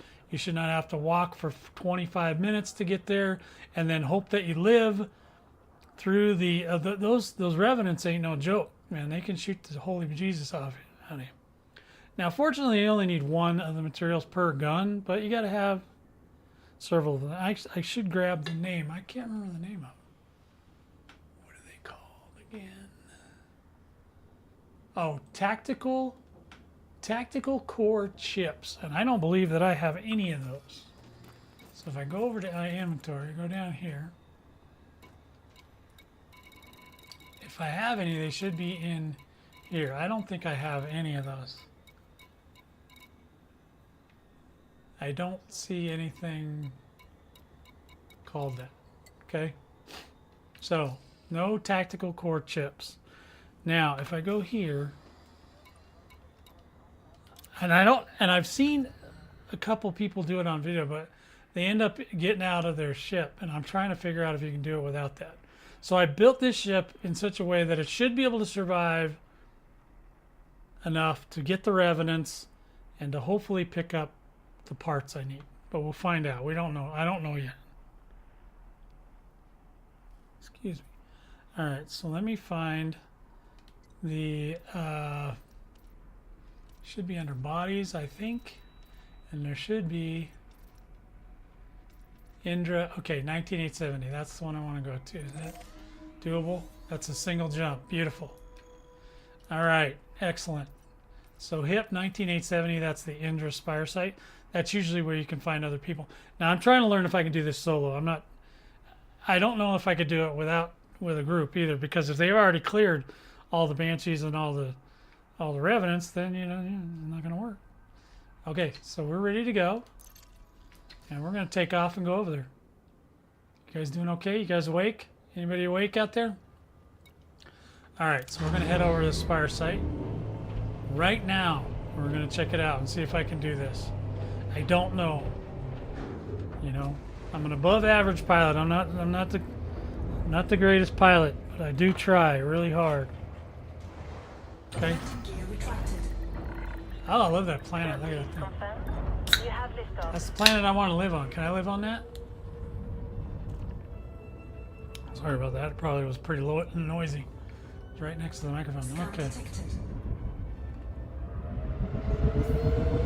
Now I built this ship, like I said, as a grave robber, but the reason I like it, and I beefed up the shields too, but the reason I like it is because it's a big ship and it's fast and it's got lots of stuff I can do.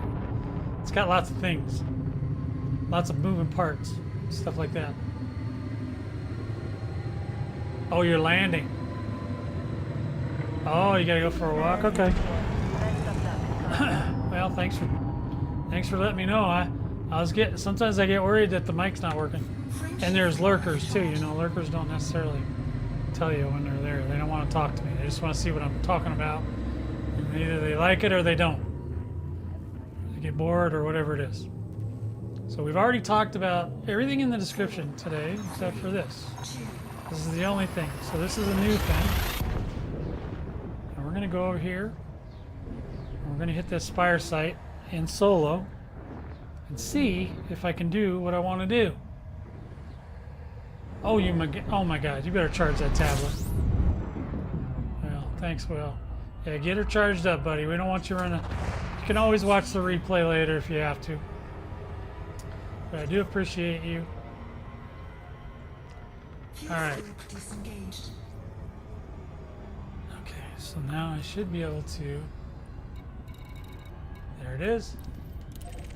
All right, now we know where we're going. Does this have? This does not have the handy dandy booster thingy. I do like the SEO drive. I'm a lot better now. I mean, there's still only certain cases where it really works well. If the target destination is like, anywhere from 4 to 12, maybe a little further, it's okay. Anything further than that, it gets a little tricky, because then it starts overheating and your gas tank goes and it's gone, and it's one of those things where you're just like, I don't know if I like this or not. So I do like it though. I do like the SEO drive. It is usable in certain situations. And oh, damn it, you hit a 5. Why'd you hit a 5? Don't hit 5. I'm gonna do my half turn of shame right here. And let's find out. This Spire site sometimes is so tricky to get on it. I think it's just because a lot of people come here. This is a very popular Spire site, if you've ever wondered. Where's a really popular Spire site? This is one of them. So yeah, and I will go back into the video and I'll try to put in bookmarks. So if people are interested in one topic over another, I'll try and do that for you so you can watch them. watch the part that you want to watch. As it was mostly to the first hour and a half was pure discussion. So, all right, we're coming in hot, boys. Coming in hot. We're gonna go to the Spire site, and of course, it's on the dark side, as it should be, or not. I don't care which side really, but because I'm not chasing Orthrus this time, so you won't see, and it's on the serious dark side too. It's not even close. Oh, Shazba. That about scared the pants off me. Thanks for pulling me over, Jack.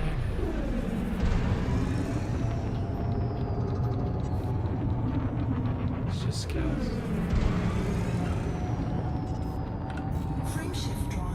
Now this ship can take scouts too. So I did that as well. It just depends. I don't know what the best method is. I'm just trying to figure it all out. You know, like what's going on. What's the best way for me to do this? And can I get these parts from the air? That's what I want to know. The biggest problem I run into is the damn scouts come, tear my shield off, or start damaging my hull really hard. See this? See how far up this yellow line is? It's really high. So you got to be careful. So that yellow line is going to send me right into, that could have been a Thargoid for all I know, but it's going to send me right into glide, so you got to be careful in this one. I'll just turn on the lights. So you can see the damn, you can see the Spire site from over 100 kilometers away, man. That's no joke. Yeah, see, it went right into glide. That's why you got to be careful on this one. Sometimes there's a blue line, and then you get in the blue line, and it lets you line up, and then, you know, the yellow line is usually a lot closer to the target. But at this one, for whatever reason, the target's much higher. So a lot of times, I do this, and maybe you do too, but you get into a problem where you have to turbo your way in, or you have to fly back out into the atmosphere and come back. God damn. All right, well, I'm here. Now we got to see if we can find. Okay, so we do have remote flak. Let's go ahead and get it out. And AX multi-cannons on the same set of keys. So what I'm going to do is I'm going to try to get down by the ground. I'm going to try to find some revenants. Now they may not pop out immediately. Well, there's a Banshee. He's already coming for me. Hello. There's two Banshees right there. I'm not necessarily interested in Banshees, but I do have better shields, so it should be a better situation. So we're going to see if we can find the revenants. I haven't been able to kill the Banshees with a flak cannon yet. Now where are these guys coming from?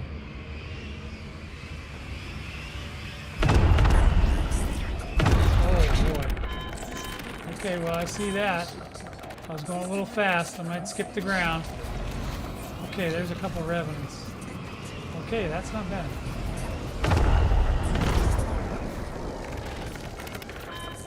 Okay.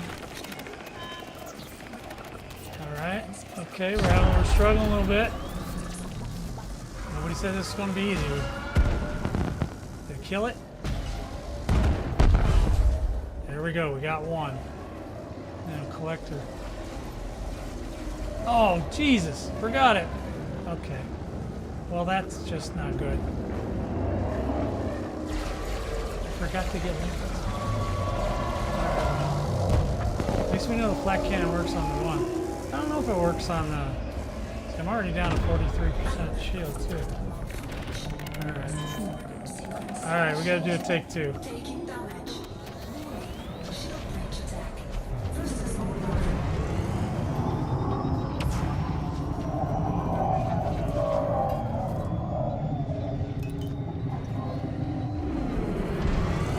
Alright, first run didn't go great. Alright, it's just a thing, alright? It is what it is. Well, you know, I mean, it lasted a little longer. At least I didn't get a ton of damage this time. Alright, so now, yeah, I got to get it to where I'm a little faster too. I'm not fast yet because I don't know exactly what I'm looking for yet. I will figure it out though. I gotta go back to the stupid carrier because I forgot.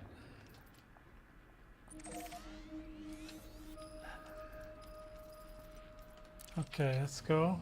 Of course, we're gonna have to do. Yeah. Oh, there's the ground. Okay.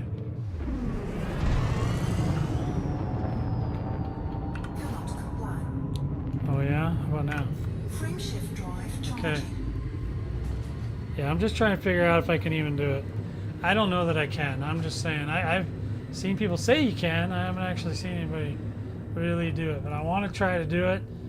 I don't like these chips. They're very hard to get. Most of them will. Alright, we gotta go 90 degrees here. And we gotta get up off the. So yeah, epic fail. Forgot the limpets. Didn't even get to find out if I could get one. If I can get one and then run away, I would do it. You know, go away, repair, come back. Or recharge, or whatever it is. Gotta go around this planet. Of course it's not convenient.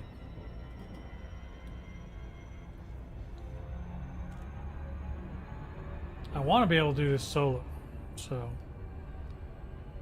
I don't know. I mean, I don't usually have somebody around all the time when I'm online to just say, oh yeah, come help me get these things.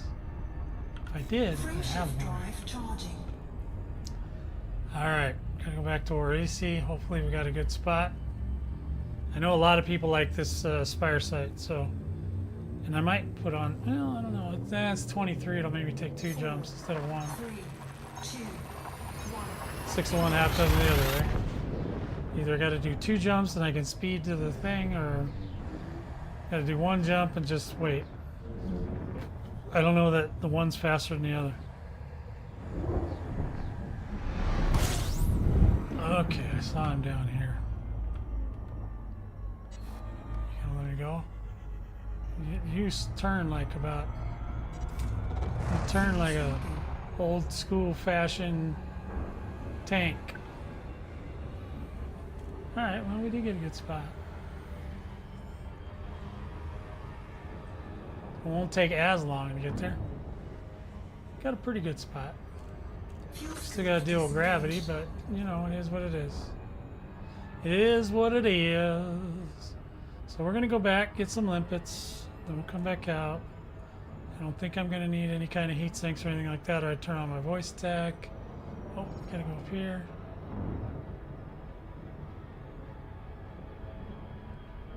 Full speed ahead. There are other carriers here. I like that planet. It's a cool planet.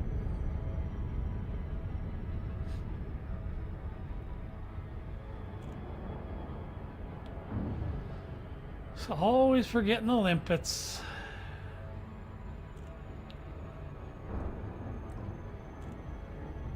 Now, see, if I had my other tools on, she would have reminded me, but I do have one where she'll tell me, don't forget your limpets, and I love that. I love that. It's awesome. Oh, hello. Thank you for visiting our carrier. We hope you find what It's you my look for. carrier. Why do you say ours? It's totally mine. I totally pay for that thing every week.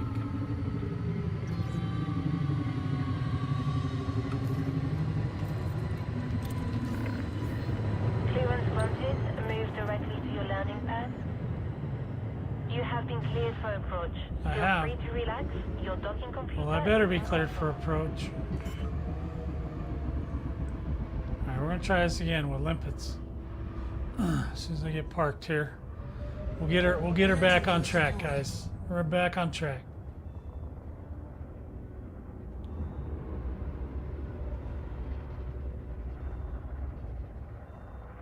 Turn. Boom. All right, now. Now this is the one I wish Limpets was right there. Landing complete. Clamps engaged. Oh, did What the can wrong we do thing. for you, Commander? Whatever. Just get me in. Give me some Limpets. Give me. Ooh. 80. I want 80 Limpets, man, right now. Cargo hold at maximum capacity. That's what I like to see. That's what I like to hear. Okay, navigation.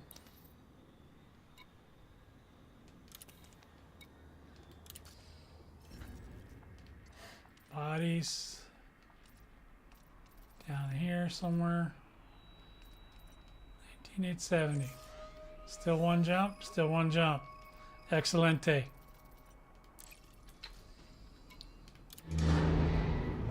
All right, we're back in business.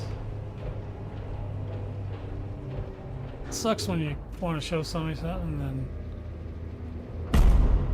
you don't have what you need. Landing gear retracted. Okay. Release confirmed. You have If I can blow up them damn Banshees with a flat cannon, I'd be happier, but I can't confirm. I've tried to do it several times, but I'm not. And I'm also really not super good with flat cannon, to be honest.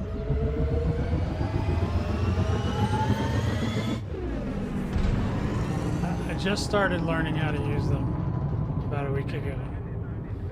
And I've had okay success with them, especially with material grabbing. Not with this. Well, when you're grabbing materials, you're not usually under heavy fire from 8 million Banshees. So I might try a different approach. Charging. First of all, they're not easy to see. You can't target them from the air, so it's hard to kill them. You can kill them with flash damage, at least from AX missiles, but when I have AX missiles, I can't protect myself from... There's just so much. Just so much. There's just so much going on. It's just too much, my friends. Too much.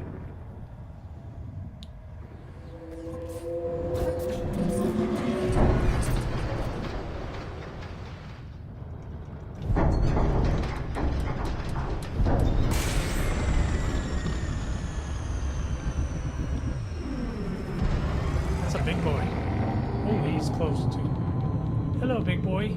Did you pull me? Yeah, you pulled me out of. So you hyperdicted me? I like the bobbleheads. You're like, man, you're. Oh, yeah. That's why you gotta strap in. So otherwise you get whiplash. Pretty sure he can outrun this guy, so. Well, he better be able to.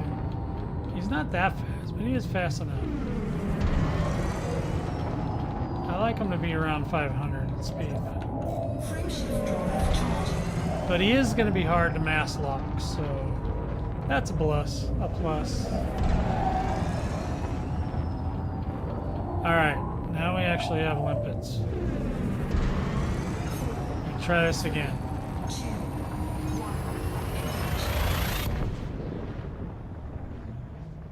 1. 07s.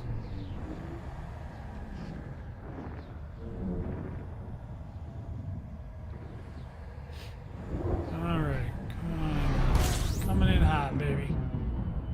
Don't know why I went that way. I'm gonna have to go all the way around the sun.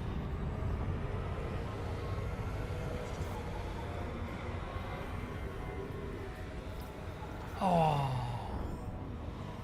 Well, it's not a deal breaker, but I need to take that fuel scoop off of there.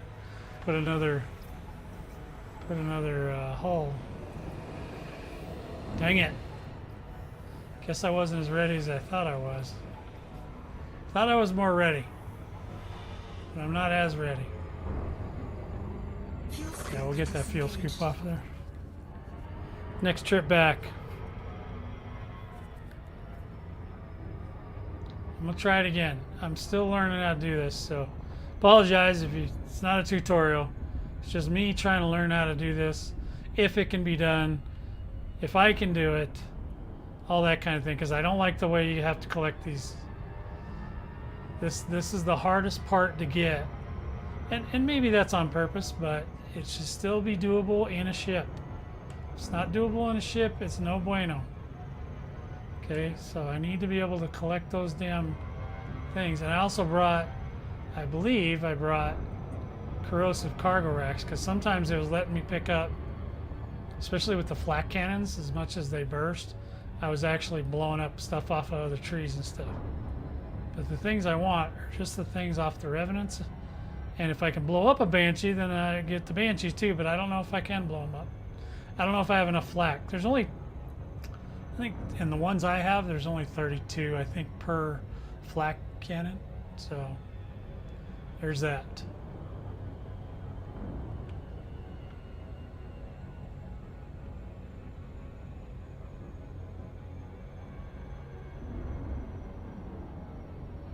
So we'll get into that and we'll find out. We're going to F around and find out right now. Again, going to have to go to the dark side, so I'm sure we're going to have to go around a little bit and then line up and get to where we need to go. Gotta go, gotta go, gotta go.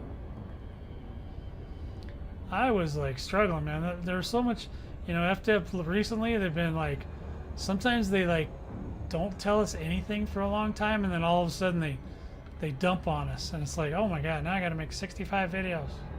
I don't have to. I mean, I do all this for free, so I don't care. But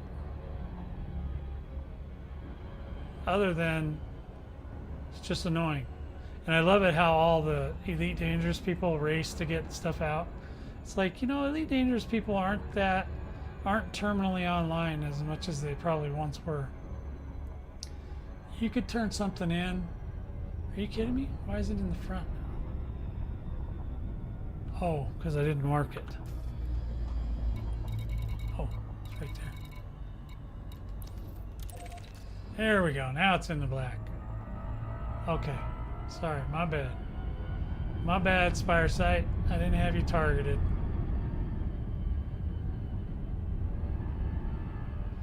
Alright, we're coming in hot, boys.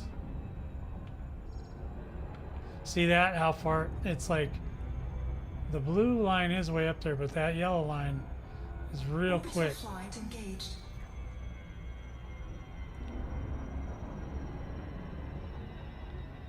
Alright, I think we're good. We're at, yeah, we're going to be at about a 35 when we hit that. Maybe. Pull up a little. Just point it back down again. Should be around, well, yeah, we're almost at 30, 35. There we go. That's good. I think we're good. See if we make it in there. I don't see the Spire Sight yet, but we will. It's because I'm on the other side. Oh, it's still 100 kilometers away, too. Last time I was a hell of a lot closer.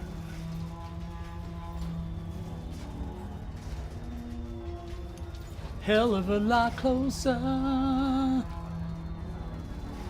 You guys didn't know I sing too, did you? I sing a little. I got some singing going on. So for anybody that's just joining, I'm trying to see if I can collect the materials you need to make the Guardian weapons usable in Thargoid area, especially in a Titan area. But you have to get them from Revenants or Banshees, and this is the best place to do it.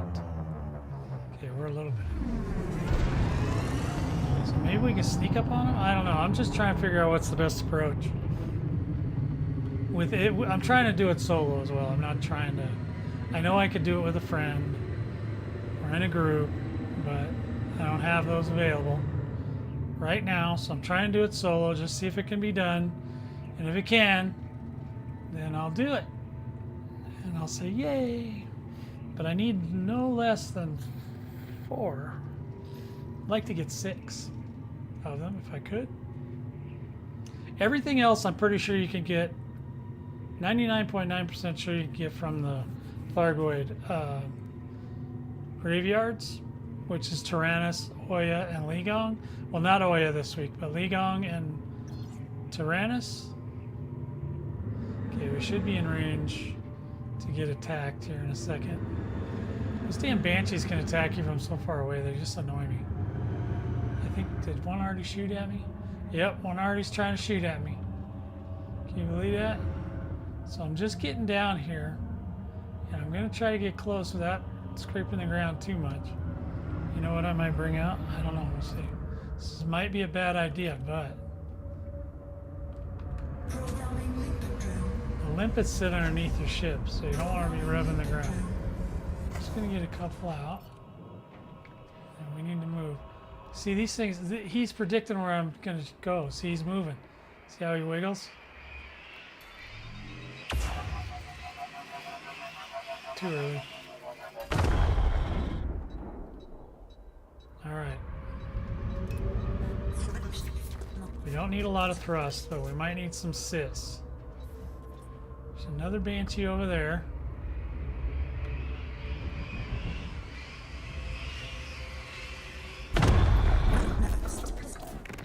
Ah, I missed. Let's go park over by this banshee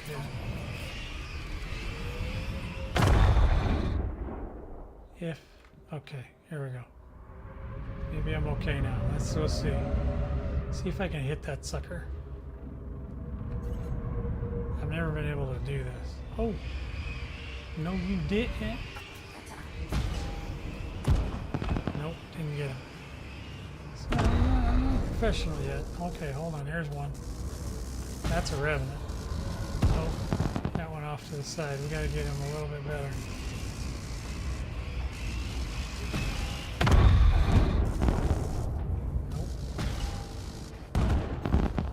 We got one. The limpets took off. It's good. Ah! Hold on, we gotta go back this way. What do you want? Can I get you? Collector limpet expired.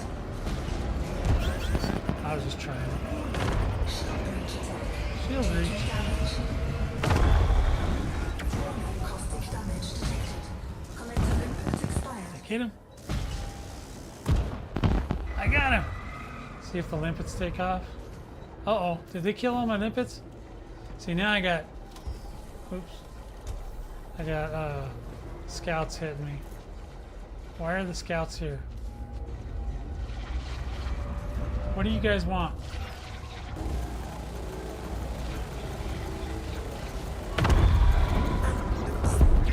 There's one. I just want to see what happens. This is all for science right now. I have no idea. Just taking out a couple scouts so I can get back to business. Try not to move because I want to still see if I can protect them. But I want to get rid of those guys first. Where's the other two? Come here. Warning, impulse attack. Trajectory disruption.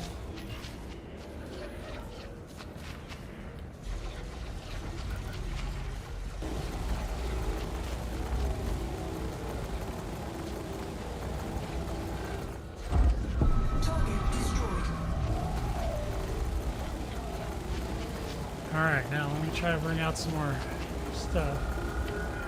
Under attack. That's all Target it is. destroyed.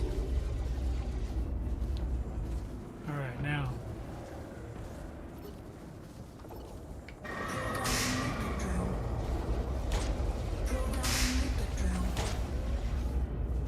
There's one big one around here somewhere.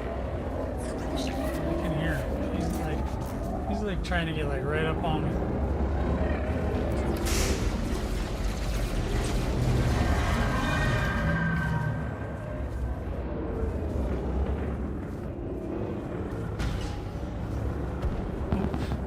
I'm not good with it. I was just hoping I could get underneath him. I know if I can shoot his belly, I might be able to kill him.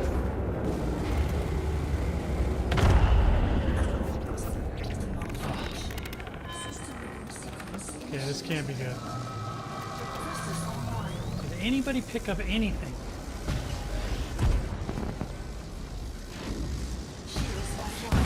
Oh, too close. Okay, just give me a minute.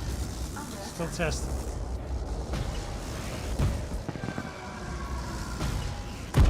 I'm having a hard time hitting these guys. Hey, I got one. Did I get two or just one? Just one.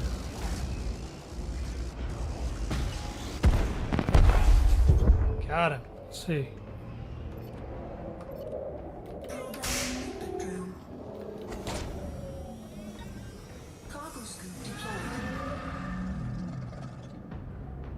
He's not happy. So I'm not seeing anything down here. Successful. Oh, yeah, I don't care about that. Hold on a minute. Just give me a minute. Sequence initiated. Thrusters online. Programming leaper drone. Collector Scout. linklet expired. What do you mean expired? Programming leaper drone. I thought you could pick stuff off the ground here. Must be in a weird spot.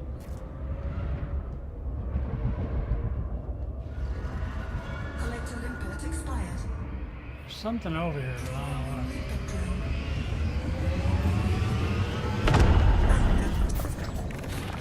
Alright, I'm not doing well with this at all. Initiated. Collector linklet expired. Thrusters online. Cargo scope retracted. Programming leaper drone.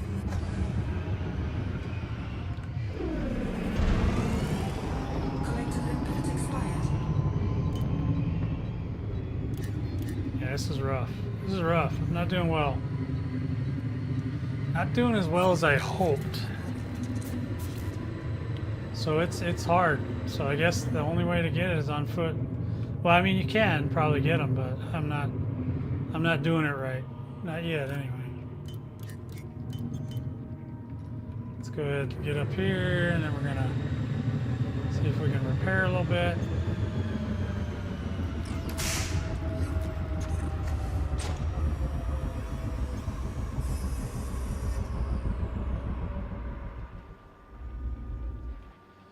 Well, that was no bueno. I know there's stuff down there, but I don't know if it's in the damn biochips. I don't even know how often those biochips fall. Does anybody know? I don't have an SRV either. I'd have to drop the ship and get out. And I don't know if I can even. And I'm not really wanting to kill the Banshees. I just want to kill the damn Revenants and then pick up the stuff. I might actually have to think about this again. I'm going to go try one of the ground settlements. It's just the damn Cyclopses are going to be a real pain in the ass. Now, if I had Guardian weapons, that I can use the Guardian weapons. So this is all science here, just for shits and giggles. And we'll go back in here in just a second. As soon as my shields and my repair limpets are done. So far I've failed every attempt to pick stuff up the ground.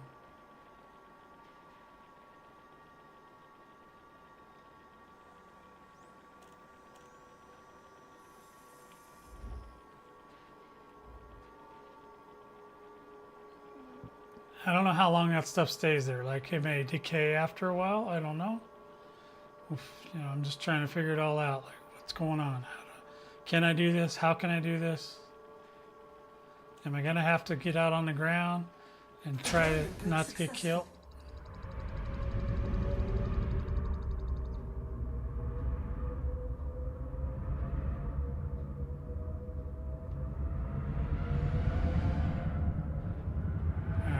Moving in.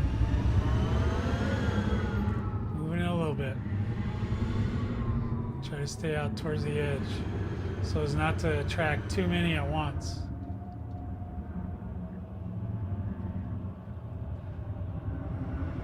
Oh, look at that. 2 are already shooting at me. 3. 3? How's it gonna be 3?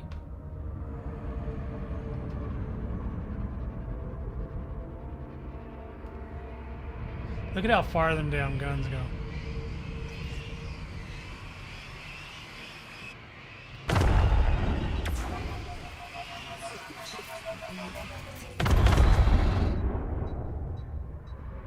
missed me, bitch.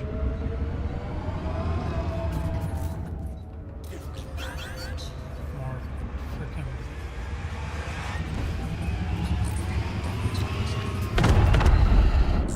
Oh, this place sucks so bad.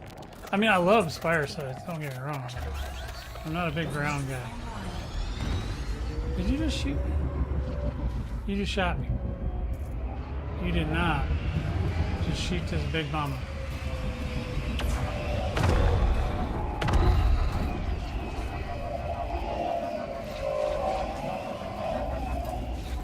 Module malfunction. How's it gonna malfunction? How you gonna malfunction?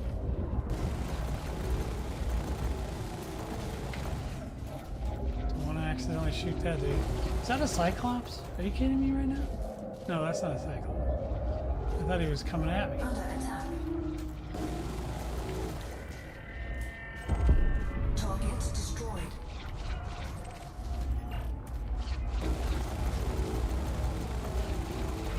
At least the AX cannons I got are pretty decent.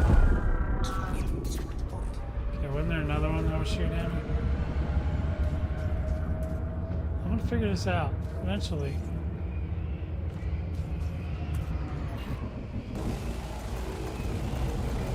If I get one, I'd be excited, but I don't know if I'm gonna get one. Maybe not. Target destroyed. I don't even know, like, the problem is I don't know that much about my suits.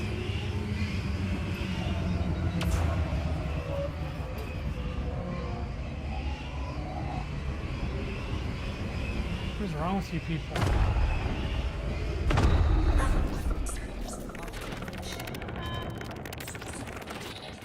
Alright, let me see if I can get a... I keep just losing the limpet, so Online. it's not going as well as I had planned. Programming liquid drill. Programming liquid drill.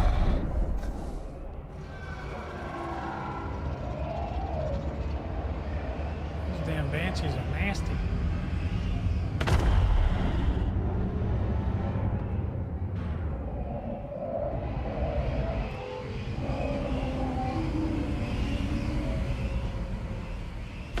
Alright, let's see what happens. Not a valid area.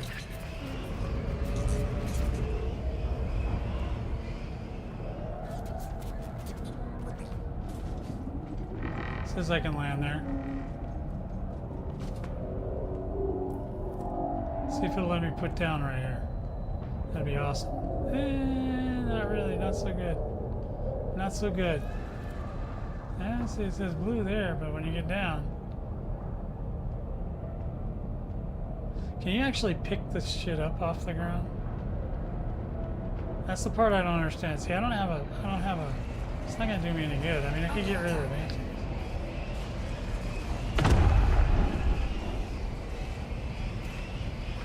Landing gear retracted.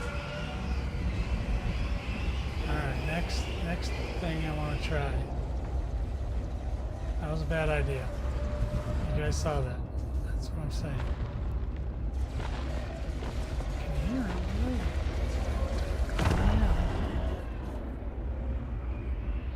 I hear him. I just don't see him.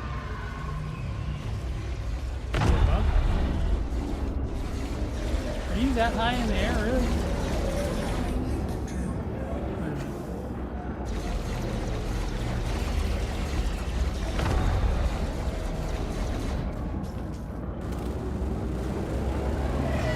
These guys move so much.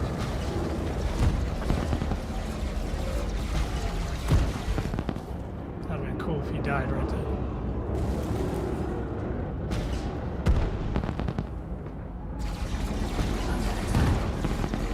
You would think if you hit him with them, it would probably work. I haven't hit him yet.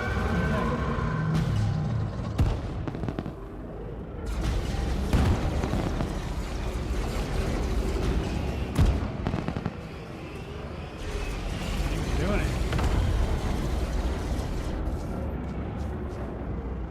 See, if I go down, he's going down.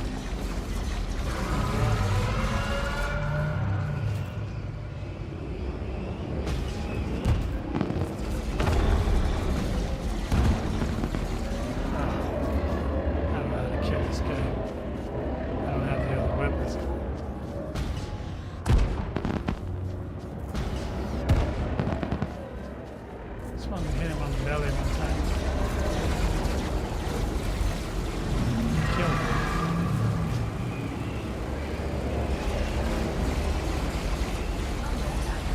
Yeah, these things. I don't think he gives a shit about AX. I don't think I have lasers. Oh, yeah, dude. Why don't I have my laser?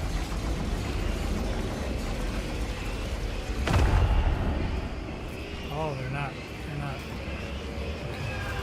I'm not on fire. Alright, give me a minute. Oh!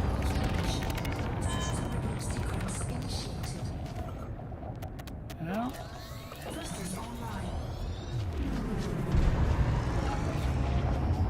Nope, still struggling.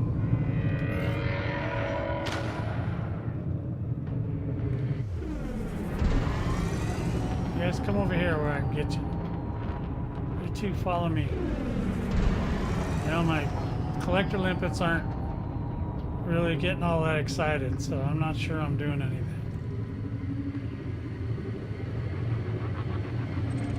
Oh, they just went away. Okay, I'm okay with that.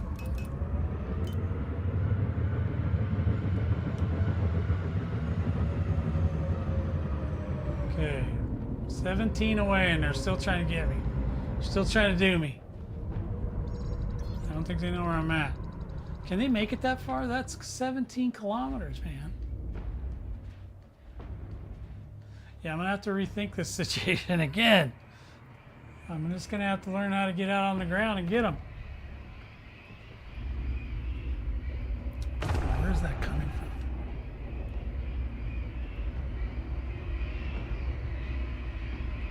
Where's that coming from? I can hear it, just can't see it. Did a banshee follow me out here?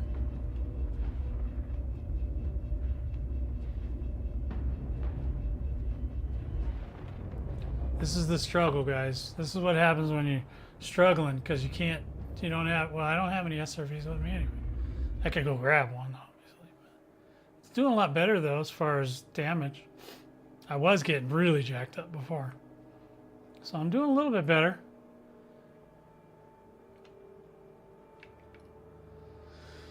Might as well let it repair a little bit.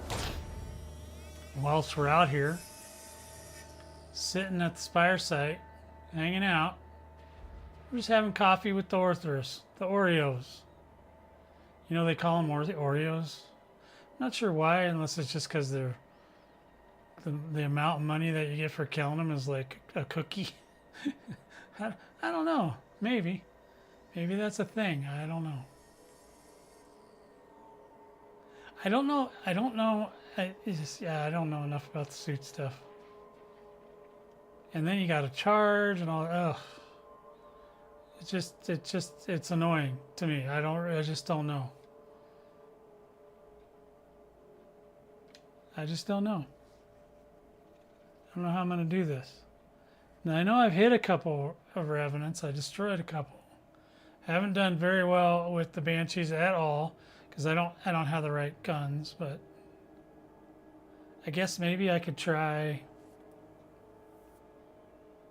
instead of flak cannons, just do 2 of the missile racks. I don't know. I know there's a thing called it's like a Banshee Buster, but if you bring a Banshee Buster, then you can't protect yourself from the scouts. So it's tough. It's tough as a single player. I'm just saying. I'm just saying out loud. It ain't no joke. It's just some tough stuff in here. I'm trying to figure it out, but failing miserably. I probably should have tested this a few times before I came out here. Well, I did with a different ship though, or this ship, but it didn't have good shields or anything, so I was getting his ass kicked. All right, we're going in hot, boys.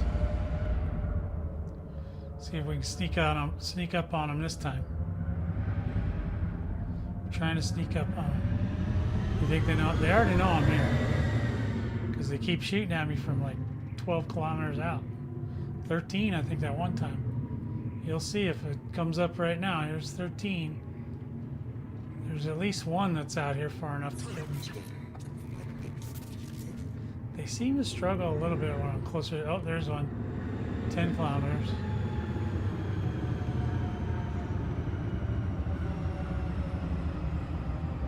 There's two of them. Two of them's coming.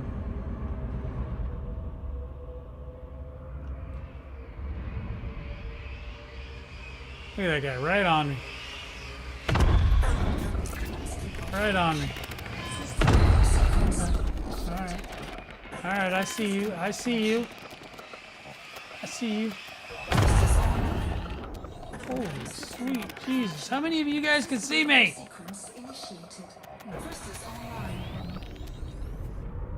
I'm trying to make it to where they can't all shoot at me. Some people are probably like, oh, it's so easy to kill the Banshees. And, I can see that. I feel the ease right now. I'm feeling it. Okay, now we're gonna go down a little bit more. He's right on me. That guy, did you see that?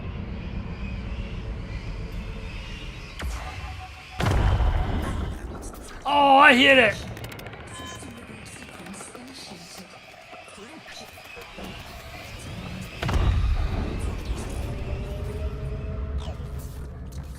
Alright, here we go. Let's see if I can flak cannon that dude from back here. The ground they're on is very weird. Only have two. Oh, did I get him that time? Well, he came up. He's not happy about it. Not happy about it.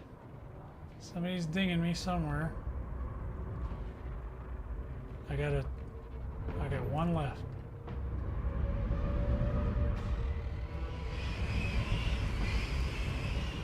I'm not very good at aiming that flak cannon. Ooh. I was hoping that one would take him out. Let's see, I think I got another one.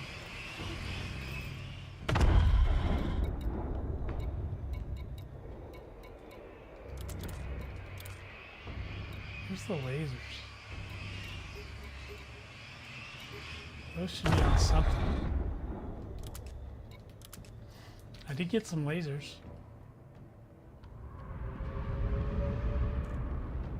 Where'd he go? Can you kill that dude with a... Damage.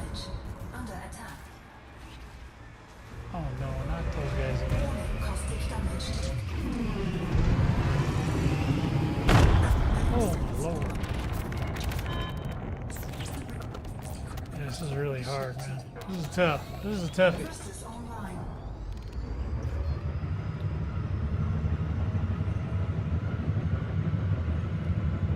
This is not going well. Not doing as well as I'd like to be right now. Let's see, where's them little turd balls that were shooting at me? Oh, there it is.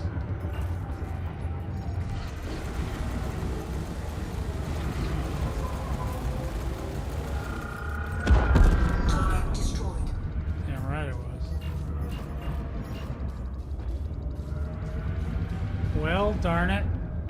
That sucks. My plans for world domination have been foiled again. Maybe he tells you it's easy to get them parts. You can tell him that's a lie. I seen poor Fear. He couldn't do it. Doesn't really mean much. It's a pretty low bar. Oh, man. I was like, why am I...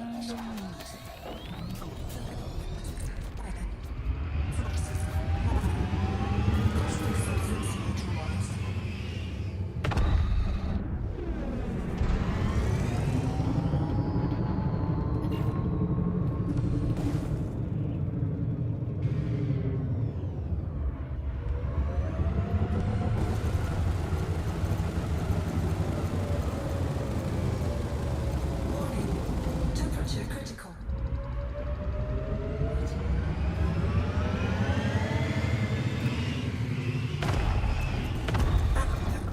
Oh, System reboot sequence yeah, initiated. this is ridiculous. Under attack. Thrusters I can kill Orthrus out here. I can do that. Solo. I think I built, yeah, Reaper. Did I rename him? I don't know if I did or not. Get out of here. Okay. I have failed in my mission. This is an epic fail stream. I cannot get them.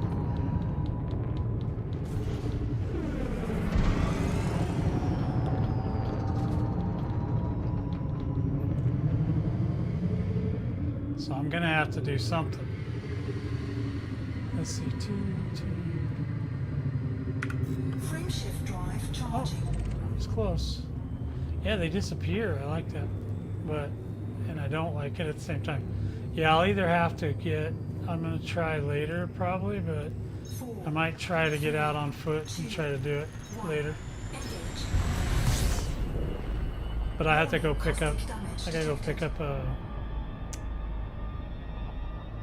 What do I gotta pick up? I gotta pick up an SRV, which will get destroyed a million times, and then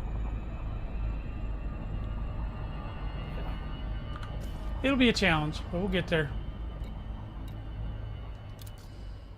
Today was just for science. Science and me talking about all the things that are going on. And I'm sure I'll talk about them more.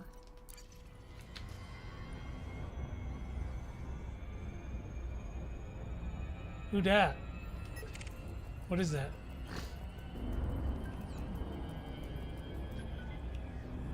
Oh. That's a Thargoid. How interesting. I didn't know you could see them on the map. That's really weird. Oh, and he came right out and got me too, that sucker. Come on, let me down.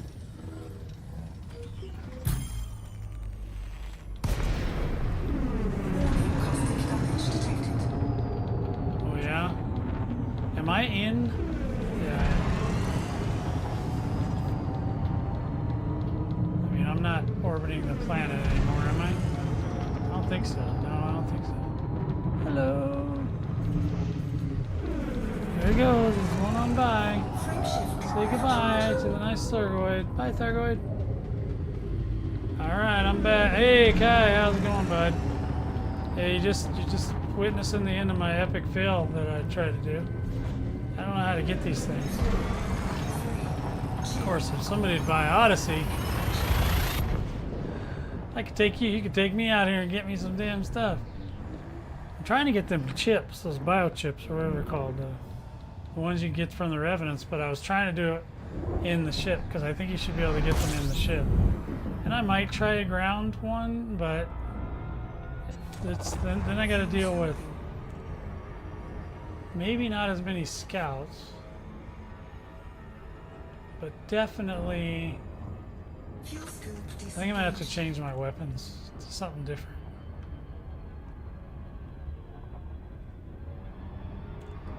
Yeah, I'm still working on it. I'm still working on it. I'm just not getting it yet, but I will. Eventually I'll figure it out.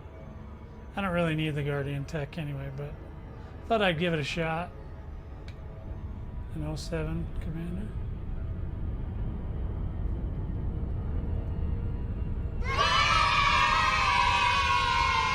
That's right. The crowd is excited. They saw Kai today.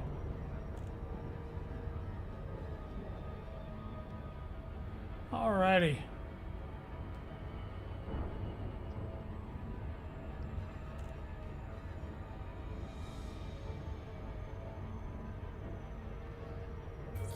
Oh, there it goes. Jeez. I was gonna have to wait 20 minutes. I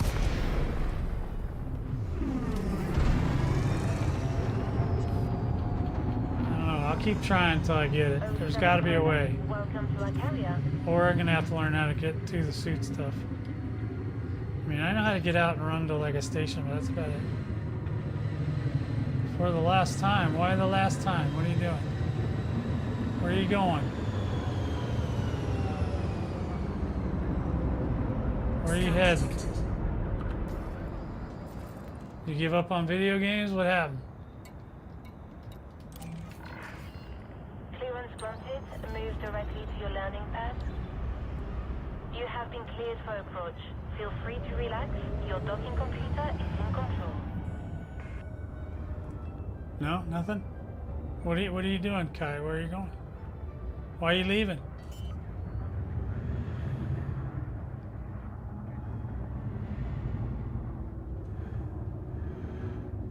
Landing gear deployed. It's deployed. We're deploying the landing. Oh. I see. I see. Well, that's too bad, man. You have every right to do that, I suppose.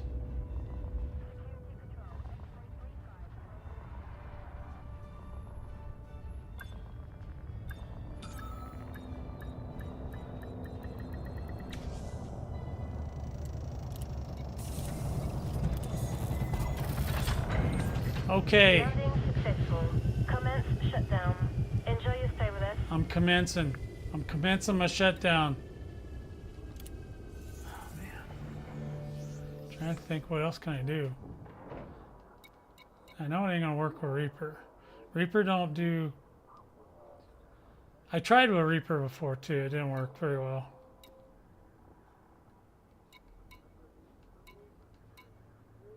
So.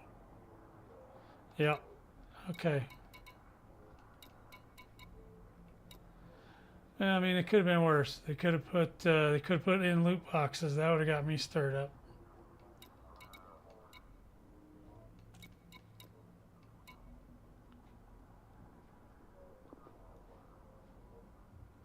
All right, so yeah, we're just gonna go. I think we're gonna go down. I'm needing to probably get some lunch. So, that being said, thanks to all you commanders who came out today. I hope that some of that information is valuable to you. If not, that's fine too.